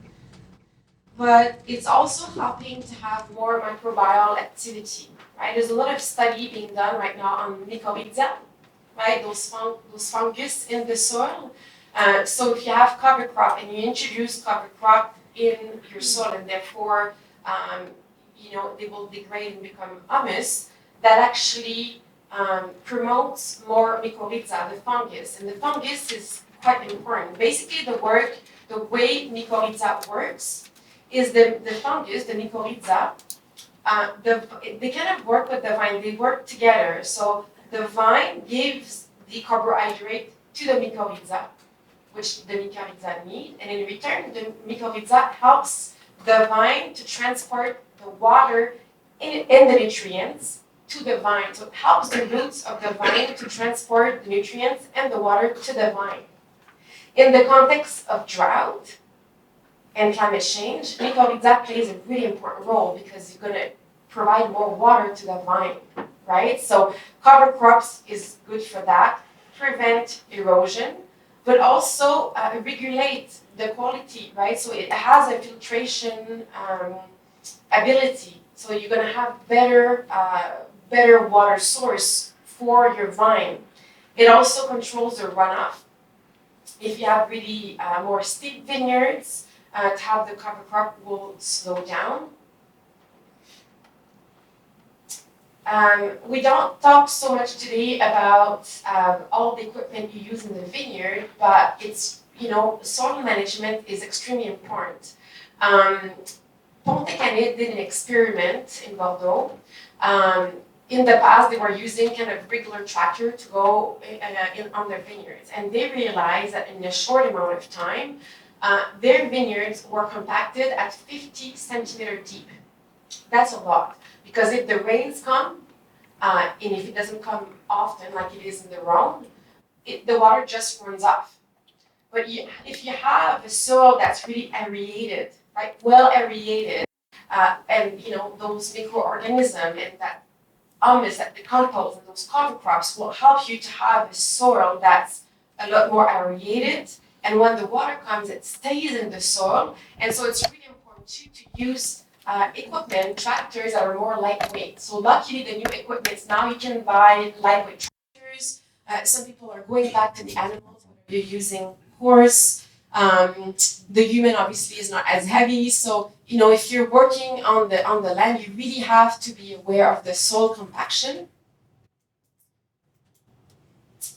I've asked, so some of you have met Christine Sorel. I think some of you were there recently. The wines are well known, I think, in Toronto. Montirus, really nice family. They've been biodynamic since 1996. It was kind of a generation challenge, I would say. Their family were not at all biodynamic. Our parents were more conventional. And at the time, our daughter got sick. And all the medication, nothing was working. And she just started to work with homeopathic. And that's kind of what got back her daughter back healthy. And at the same time, she met François Boucher, who's kind of a guru in biodynamic. And that's how she started to work biodynamic. And she did a little video for us. She talks about how in years like 2022, where it's hot and it's dry, how biodynamic practice, which of course include cover crop. If you go and visit her in her husband, Eric, cover crops are there all year long. So she realized that the alcohol are not extreme. She has water and things are just self-regulating. So she's done a little video for us to explain how that works. Good morning, I'm Christine Sorel, the 5th wine grower generation on our family domain in the southern Rhône Valley with my husband Eric, and we converted the domain in biodynamic culture in 1997. I consider that practicing biodynamic way of farming is an eye-opener to nature and its equilibrium. It's a real tool to be reconnected to our earth's human instinct. A real tool for having new human reaction when climate conditions are totally unexpected. It means we need to readapt our human reaction choosing the solution the most logical for nature, not for us. An example? This summer 2022, 45 degrees Celsius in southern Rhône Valley in our vineyard. No rain from April to mid-August. Bring water by irrigation sounds obvious. With Eric, we stayed tuned to the impact of the heat on the vineyard. What's happened on the leaves, their shapes, the color, are still alive, are still strong enough to support that heat or not. And mid-July, our observation and our knowledge about the biodynamic gave us a solution. No irrigation, of course. No bring water in the subsoil or in the vines is not the deal for us. We know that it's just for now, not for the future of our vines and human life. But plowing the surface of the soil, something like 5 centimeters, following the expiration of the earth from 4 p.m. to 9 p.m. every day. It's like if you bring twice volume of water without irrigation, just because you plow at a good moment with the expiration of the earth. We did it and we had a real success. Our grapes are juicy, mature, not too much of alcohol, so we were very pleased by the 2022 vintage, and the vines are still alive. Biodynamic preparation are an answer to reinstall the life on the subsoil, supporting the fauna, the forest, trees, wild plants. Year after year of practices of biodynamic, we can see the positive impact on our environment. Each micro-terroir respected impact positively the climate changing. One thing we don't talk so much about today, but I do want to mention it because obviously it's something that's in the news, is regenerative agriculture, meaning carbon sink in the soil. Some research are showing that if we do things properly, the agriculture sector could sink carbon in the soil. We could offset We could offset the carbon production by 41% just by sinking the carbon in the soil. The thing is, it's quite complicated. There's a lot of research being done right now in Montpellier, in other parts. I was just with another researcher last week in France. So they're doing some research to really understand. It varies, the carbon sink varies according to the type of soil you have, to the type of crop you have. So there's a lot of things we still need to figure out, but of course we know for a fact, though, that if you do have healthy soil that are with more microorganisms, a lively soil, whether it's through organic, biodynamic, living cover crops, all of those things we've talked about, that you have more chance to carbon sink more, to sequestrate more carbon in the soil. But how much and how to promote it more, like I said, a bunch of university and research centers in the world are working on that right now to have a bit more knowledge. So the question, irrigate or not irrigate, you see different opinions. Again, I think it's good to keep all of that knowledge and choose what is right for you. In the winery, obviously in a hot region like the Rhône, like Rhône, the alcohol is rising. So the idea is to make balanced wine, so it can be a bit of a challenge. And also when you have higher pH, especially if you're a producer who don't want to use a lot of SO2 or no SO2, when you have high pH, it becomes very challenging for microbial stability. So how do you adjust your pH? How do you adjust the alcohol level? There's lots of different tools you can have. The great things in Côte-du-Rhône is you have a lot of different grapes, and you can actually use white grape that have a lower pH in the blend. So that's something that is a tool that's quite helpful. Then we're going to look at some yeast in a bit.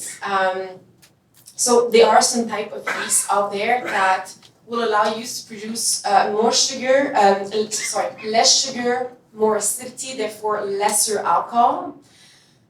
Of course, technology exists, and adding water is illegal. So, to preserve acidity, blending we've talked about, blocking malolactic. We know that malo is done on the reds. When we think of the whites, so basically when you do malolactic fermentation, you can have up to 1 gram degradation of malic acid by doing the malic. So you reduce your total acidity by 0.4 gram, just to give you an example, right? The thing is, malolactic, it's not just about making a softer, rounder wine. It impacts the flavor of the wine, but also the stability of the wine, right? So it's not just saying, well, we're going to preserve more acidity. It actually has an impact on the stability of your wine. And if you want to block malo, you need to add SO2. You also need to chill down your stainless steel, and therefore you use more energy. So if you're kind of using the full circle, is blocking malo really the right thing? Good to think about. Acidification, it's being used in Côte du Rhône, and not by everyone. Someone like Christine Sorel doesn't use it, but you could have the producer in a year like 2022, they might use acidification. The type of yeast, I'm a bit of a geek, so I love yeast, and I wrote the microbiology section in my book. But I just wanted to give you some ideas on some of the things that people are exploring with in the winery. So type of yeast that do different things. One of the things is l'alvigne, which is actually allowed in organic production because it's a non-active yeast that you spray on the leaves of the vine.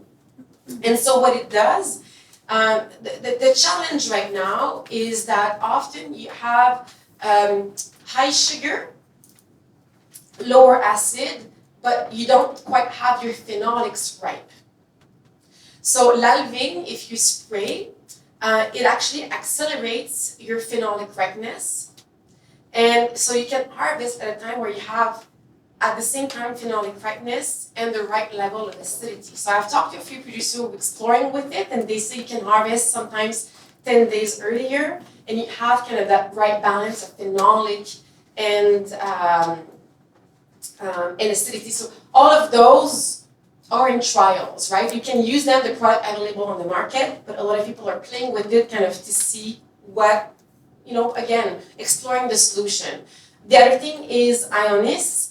So Ionis is a type of Saccharomyces cerevisiae. So it's a type of yeast that basically, usually when you produce alcohol, you need 16.83 grams of sugar for 1% of alcohol. With that type of yeast, you need 17.3 grams of sugar. So you need more sugar to produce the same amount of alcohol, 1%. So what it means at the end is if you have a wine with less alcohol, more acidity. So that's also something that people are experimenting with. And l'Achancea thermotolérant, I've talked to quite a few producers who have played with this. And basically what it does, it's a non-Saccharomyces. And there's a lot of research being done right now. We always talked about Saccharomyces because they're the one who ferment. But there's a lot of research being done with the non-Saccharomyces and saying, okay, those play an important part. So what we do is at the beginning of the fermentation, we add the non-Saccharomyces cerevisiae, so in that case, the l'Achancea thermotolérant.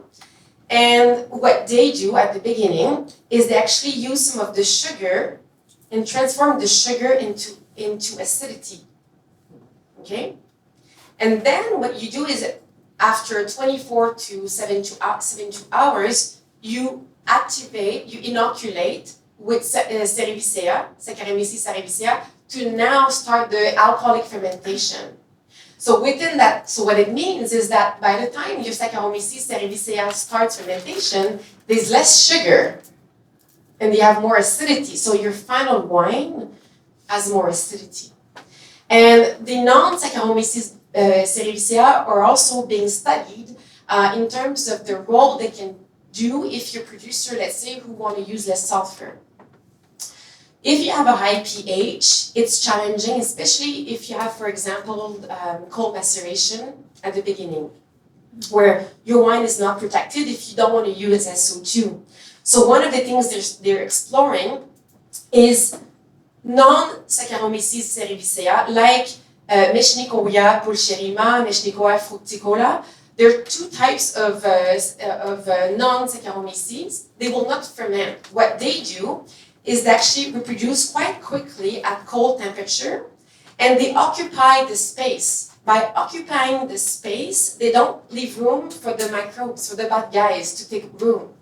So they call it like a positive microflora. It's something that's been studied at Institut Rhodanien, but with different companies as well, because they know it's working. So what it means for the producer during that time of cold maceration, if your wine is not protected and you don't want to add SO2 at that time, then it allows you not to add SO2, but having protection against those bad guys, if you want, those microbes that could spoil your wine with VA, with oxidation, before you start your fermentation. So usually what people do is they will have the positive microflora at the beginning, have the non-Saccharomyces, and after 72 hours, whatever, they will then add the Saccharomyces, who will start the fermentation. So again, those are all things that people are exploring with as solution in the context of higher pH. In the winery, we use a lot of water, right? Lots of water. 2 liters of water needed per liter of wine produced, and quite a bit of that is for bottling. So it's really important for a winery to look at the water you're using and find a way to recycle that gray water. How can you reuse that gray water?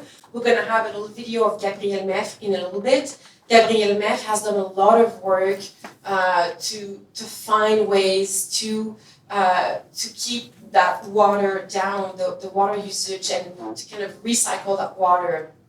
So you need to capture it, reuse it, treat it, and you reuse it. There's lots of companies that can help producers if they don't know where to start, of course, to do that. Waste management is common sense. There are some wineries in the world that are zero waste, so it's possible. We need to aim for that.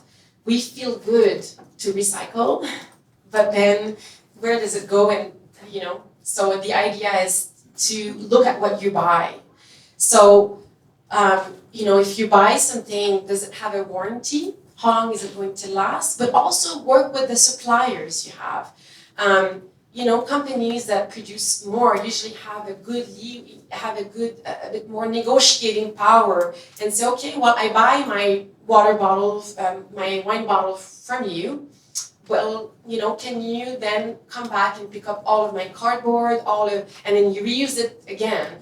So you can start to work with your suppliers to convince them to be part of the chain. It's not enough what you do, but it's also to work with people who are like-minded. And sometimes people might not even know, but I actually know producers who start talking to the supplier and said, well, if you're not willing to move with us, we'll just go to someone else.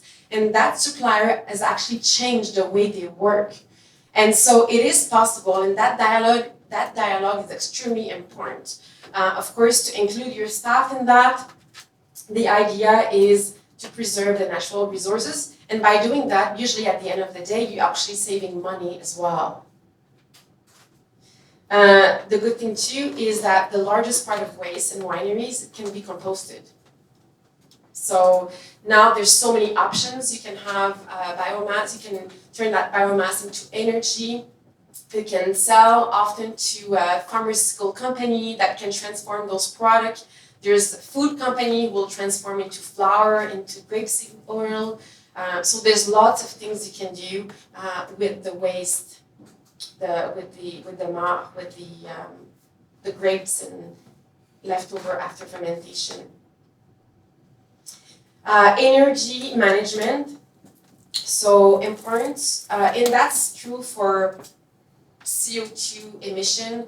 you cannot change what you don't measure, right? Before, whether it's water management, whether it's your energy management, whether it's your CO2 production, if you want to change things, you need to know where you're starting from first.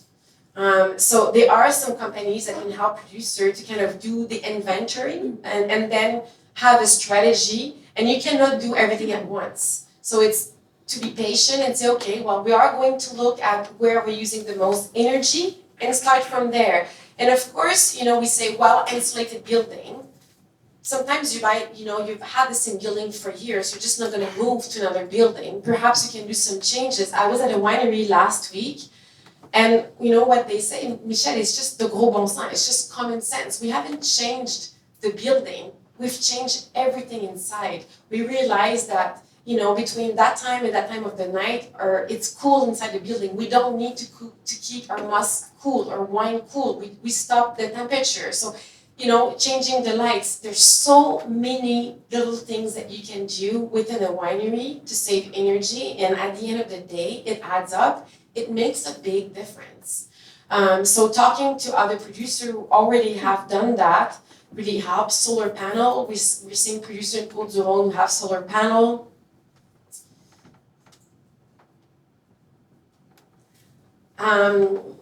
This image was taken from Sustainable California Wine Growing, but it was done in 2011. But there's lots of other wine regions who've done the same thing afterwards, and they come up with pretty much the same result. So if we look at it, what we understand is that and it should say packaging, not transportation. It's a typo. You can see transport as well on this, but what I want to show here is packaging. So roughly, packaging is responsible for up to 40% of the carbon footprint of a bottle of wine. It varies, of course, if you use different type of bottles, lightweight, but up to 40% of the CO2 emission of a bottle is from packaging. For us in the room, this is extremely important to know, because this is something we actually can do when we talk to consumer, when you write in your magazine, when you recommend the wine. There's no reason in 2022, I don't care if you're natural, biodynamic, organic, if your bottle weighs 1 kilo, I don't want to buy it. There's no reason, maybe except right now we're in a bit of a scarce. I know some producers are having trouble finding glasses because there's a shortage of glasses, and I know some producers are having difficulty finding lightweight. It's a real problem. But besides that, there's no reason. So we have the wine industry a huge role to play to educate consumer. The consumer want to do something. When you go to the hotel room and they ask you whether you want to reuse your towel or keep it to save water, we all do it. The problem is with climate change, and that's been shown by psychologists, why are humans not doing enough, knowing we're hitting the wall right now. We all know it. We're seeing it. We're in denial. Well, the way our brain works is that very much deal with what's happening now. And if we do something now, we need to see the result. That's the way the human brain works. That's been researched by psychologists. And so the problem with the carbon emission, we don't see a result now. The people who will see a difference are going to be the next generations. So the consumer, I know in Montreal when we had the big climate change walk, it was a record. We had 500,000 of people walking on the street. People want to be part of it. People want to do something. They just don't know how to start. And that towel I'm talking about, it's something that you can see, because by not using your towel, again, you see it's still there. If you bring your coffee cup, your mug to the coffee shop, you know that you're not using a coffee mug. But with CO2, it's a bit complicated. We don't see an immediate. I say the wine industry, we have an amazing opportunity, because we can tell a message every time someone buys a bottle. We have the possibility to feel, to make the consumer empowered. Every time they buy a bottle of wine, we can tell them a message that they're doing the right gesture by choosing a lightweight bottle or another type of packaging. And this is just that. We'll talk about label in a second. So it's our job to really give that information. And of course, transportation plays a big part of it too. Up to 13% of the carbon footprint is from transport. I've asked Hillebrand to do something for me at my last conference and for my book. So they've kind of showed on an index for transportation. You can see from the index increasing on the carbon footprint when it gets to air freight. The good news is when we talk about air freight in the wine industry, we don't really use it. We use mostly train, trucks, or boat. So that's the good news. If we look at the boat, what's interesting here, so they did a simulation. What if that wine was leaving from Barossa Valley all to Montreal via Port of Valencia? You can see the CO2 emissions, the kilogram of CO2 per liter. So the best way to ship wine is in bulk. If you look at the very bottom, if you look at Flexi tank and ISO tank, those are two types of container in which you send bulk wine. I'll tell you bulk wine. We are like, ooh, bulk wine is bad wine. We have to change the mindset. 90% of the wine that is purchased at the wine store are consumed within the first week. Not everyone is a DRC, right? A lot of wines are meant to drink now. So do we really need to send all of that wine in a bottle? Perhaps bottling on site, if we have good bottlers, is key. In Canada, we're way behind the time. In England, they've been doing it for a long time. In Germany, they've been doing it for a long time. That's an easy way to reduce the carbon footprint. Ship in bulk, your entry-level wine, your everyday drinking wine, why not? It makes sense. Then, interesting to look at whether you ship a dry container versus insulated container versus a reefer container. So, if you look at a dry container, meaning it's not refrigerated. So you're setting your bottle into a container where there's no temperature control, okay? If you have temperature control, which is the reefer container, you increase the carbon footprint.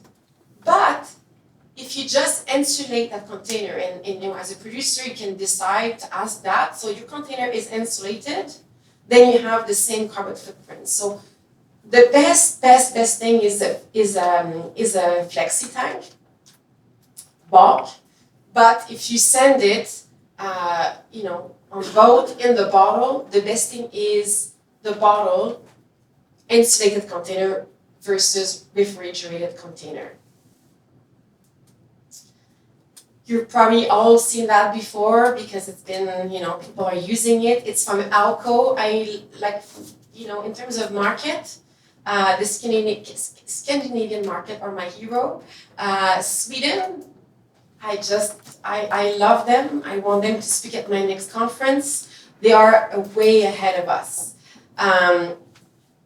In Sweden, 52% of the wine sold on the shelves are from bag-in-box. In fact, a lot of qualitative producers have seen their product refused because they were not willing to put it in an alternative container. And they really educate consumer. Consumer have no problem because we educated them. So here, we need to educate consumer. We have a lot of work to do and we can all do it together.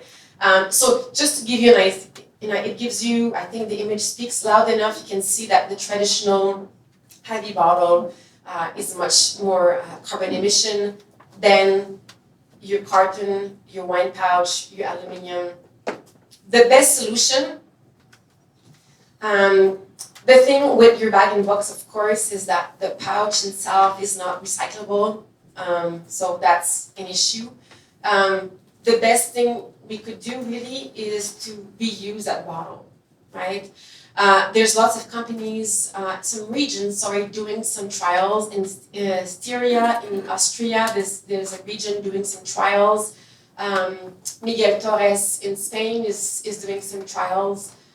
I know some people are working on the European level with legislation, trying to convince them to come up with only 4 or 5 types of bottles. So if you produce, if you're a wine that produces a $15 bottle of wine in high volume, why not have only 4 or 5 types of bottles you can use? So this way, when it arrives to another market, it's much easier to wash and reuse those bottles. So I know some people are working with the European Union, trying to change, but it's complicated. And also, as you know, some regions like Côte du Rhône, well, you have special bottles, right? So we need to come up with a way so that globally we can actually reuse bottle. In the meantime, until it's possible, lightweight bottle is the thing.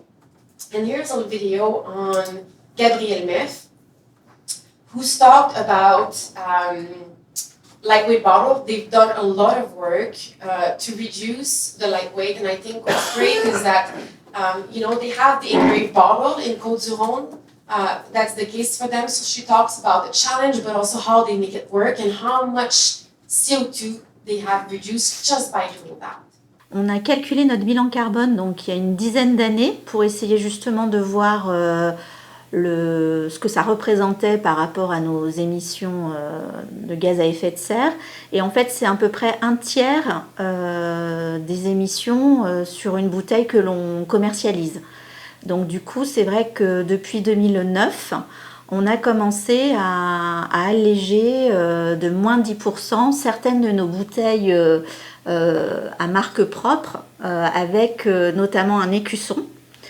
Donc ça fait maintenant une quinzaine d'années que l'on est sur cet allègement. Maintenant, on est sur des bouteilles là, comme celle que j'ai en main, qui est notre bouteille de la gamme Louis Bernard, où on voit cette armoirie, toujours capsule à vis, où là, on a baissé en fait le poids, on est passé de 570 grammes à 410-420 grammes.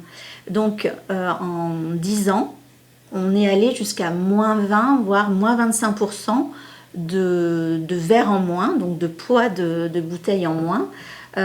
Ceci est, on va dire, assez remarquable puisque ça permet à la fois d'optimiser les livraisons que le verrier nous fait, c'est-à-dire qu'il met plus de bouteilles dans un camion. Donc là, l'impact est très significatif sur les émissions de gaz à effet de serre que lui a et engendre dans le transport des bouteilles vides.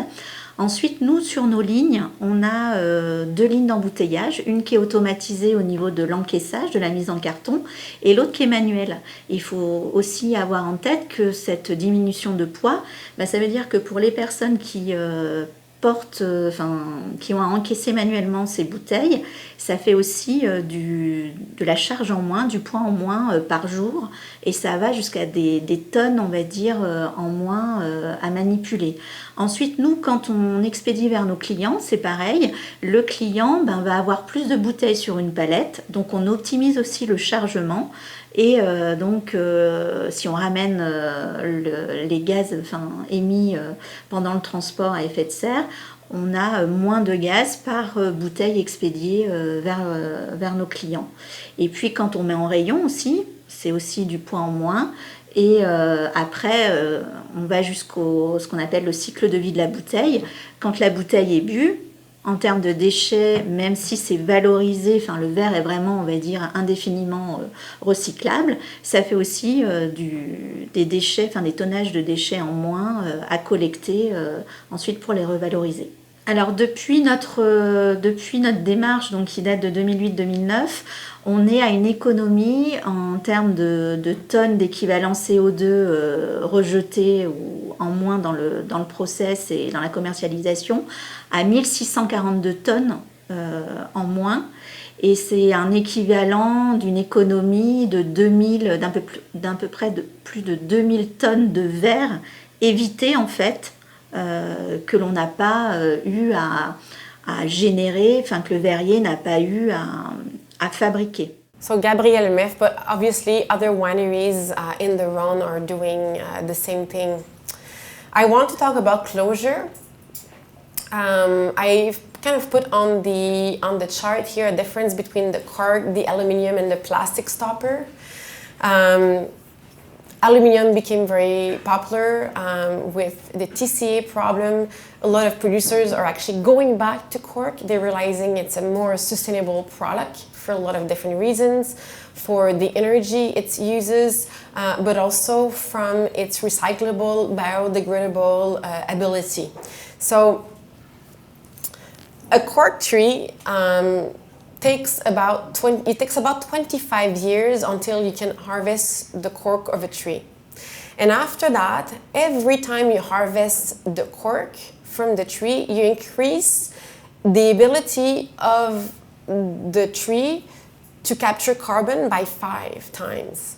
So I don't know why some people always say, oh, it's not sustainable. It's quite the opposite, actually. Cork trees in the world are responsible for a large amount of carbon sink. And every time you harvest the cork from that tree, you increase its ability to capture carbon by 5 times. So a company like Amorim will tell you that they're carbon negative because the whole process. And after that, well, it's biodegradable. Of course, what we want to see is if you're in a restaurant, maybe to have your own program, you collect the cork and you send it back to the company. And from that, they can do walls, shoes, bags, and so on. That's the best solution where it's full circle. But the worst case scenario, a natural cork, is biodegradable. So the worst case goes to your compost, biodegradable. On top of it, you can sink carbon. So basically, so one cork can sink up to 592 grams per cork. That's actually the sparkling wine cork, which is the biggest. But some of them can sink 396 grams. So cork is definitely a sustainable choice, and for that reason, like I said, if you talk to companies that sell cork, they have seen in the last year a growth. People are leaving the screw crack, going back to cork because it is a more sustainable product.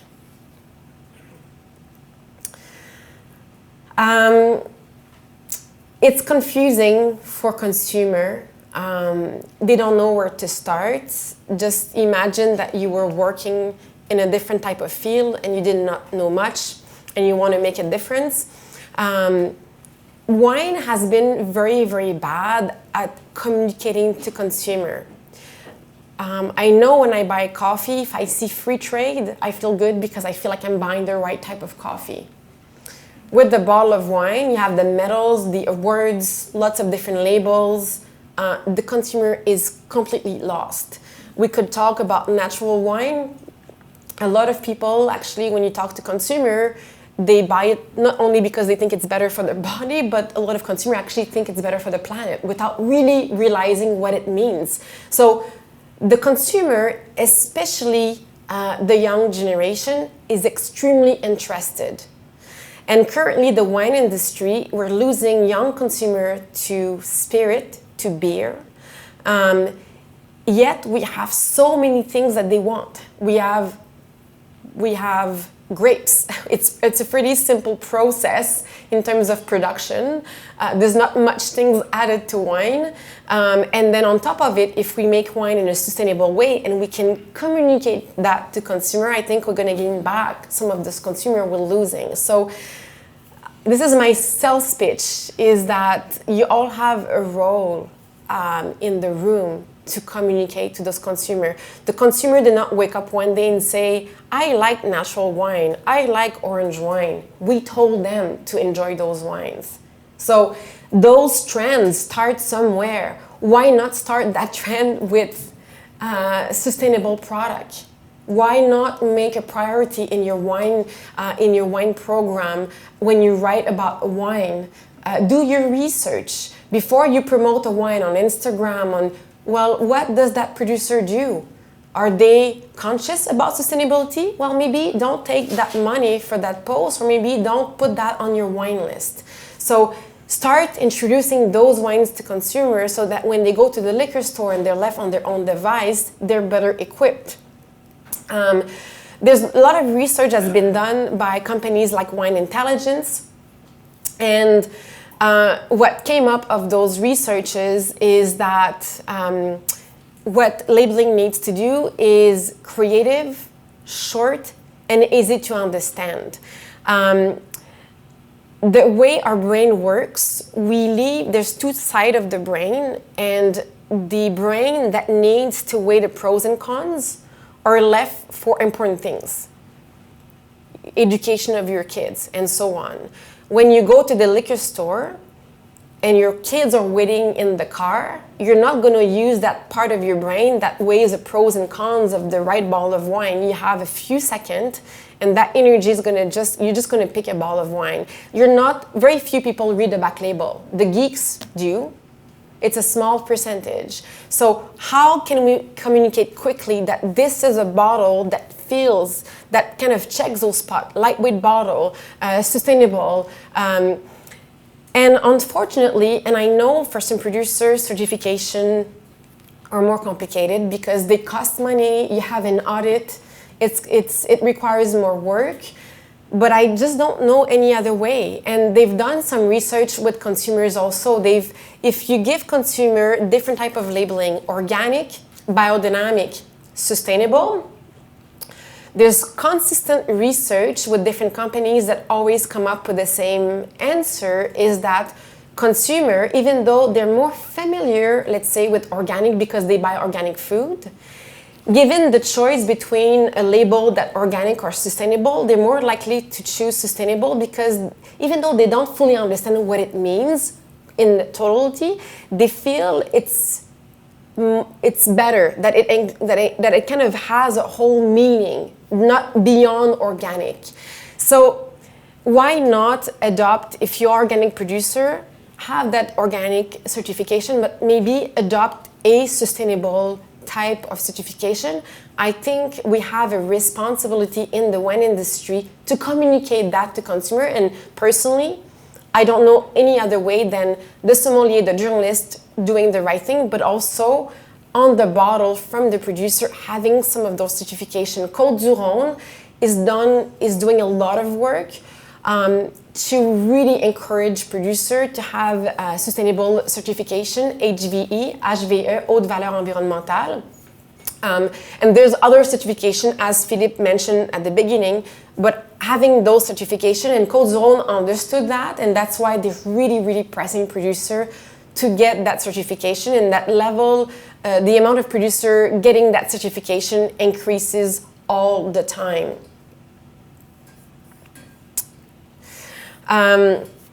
So HVE, high environmental value, haute valeur environnementale. So it's something that looks, and I've talked to producer who are organic, but they also want HVE because it includes other parameters than just organic. So, you know, agroforestry, for example, is something that it will be celebrated. So the whole sustainable, we're looking at the whole sustainable circle, not just one part of the equation. So Côte du Rhône is really, really encouraging producer to be certified. And the last slide before we go to the wine you will be tasting, I just wanted to kind of keep that in mind for us that recommend wine to consumer.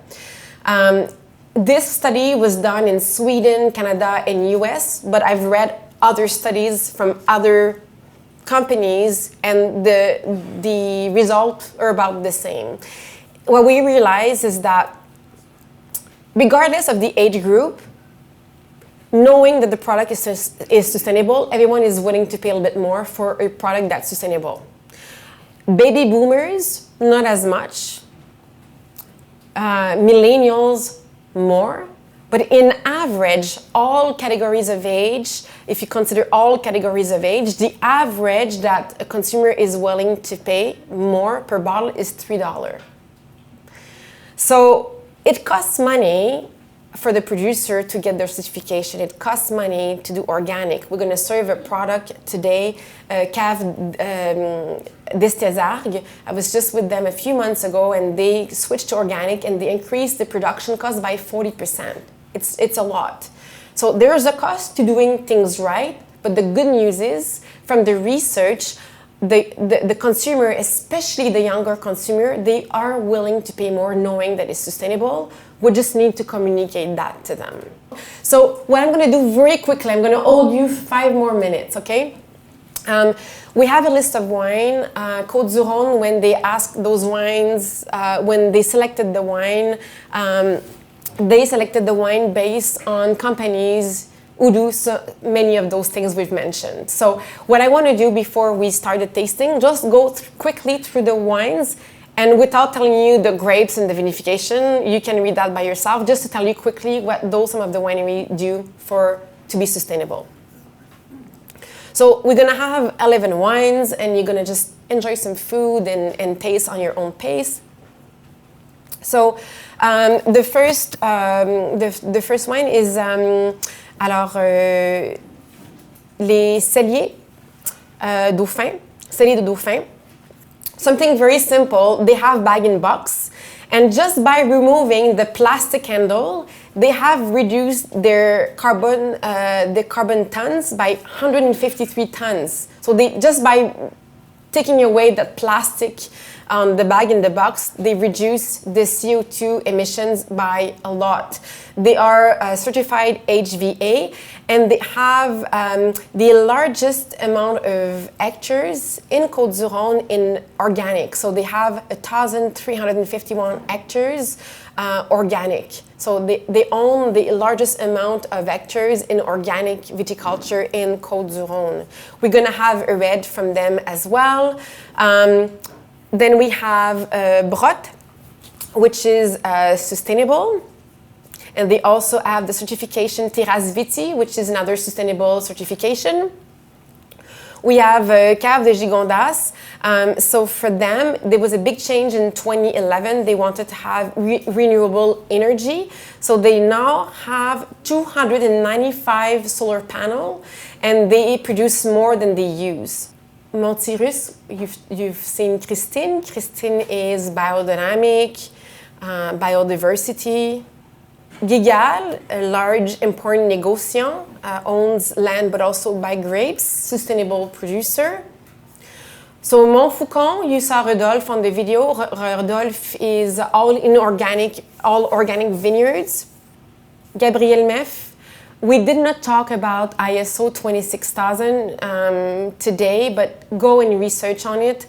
When you have the ISO, the 26000 is extremely hard to achieve in terms of sustainability. It's the model basically, and it's really, really hard to achieve. And they have achieved the highest level within the ISO 26000. So she's talked about glass, but we could go from the vineyard to the glass. Everything they do to adapt to climate change, but also reduce the carbon footprint and preserve water. It's quite impressive. So if you go to the region, go visit them. It's quite the production. It's really impressive, their dedication to the environment. Domaine Autran, they are certified HVE and they are sustainable. La Montagnette, have a lot of respect for them. Cave d'Estésargues is a cooperative. They have switched to organic viticulture. It's not easy. They have increased the cost production by 40%, but they're doing it. And they also, this is a bottle, but they also work with different importers, and they have, for example, wine in pouch, so they are really open to alternative container. And the last wine, Domaine des Verquières, is an organic producer who's certified organic since 2014. I know it was a lot of information. We did not let you go to the washroom or get up. So thank you so much for your attention. I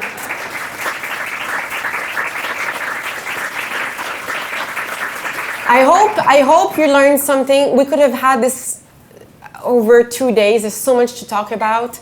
I just wanted to give you an idea of what's out there, and hopefully it gives you the taste to continue and research and learn. And I'm here if you have any more questions. Thank you.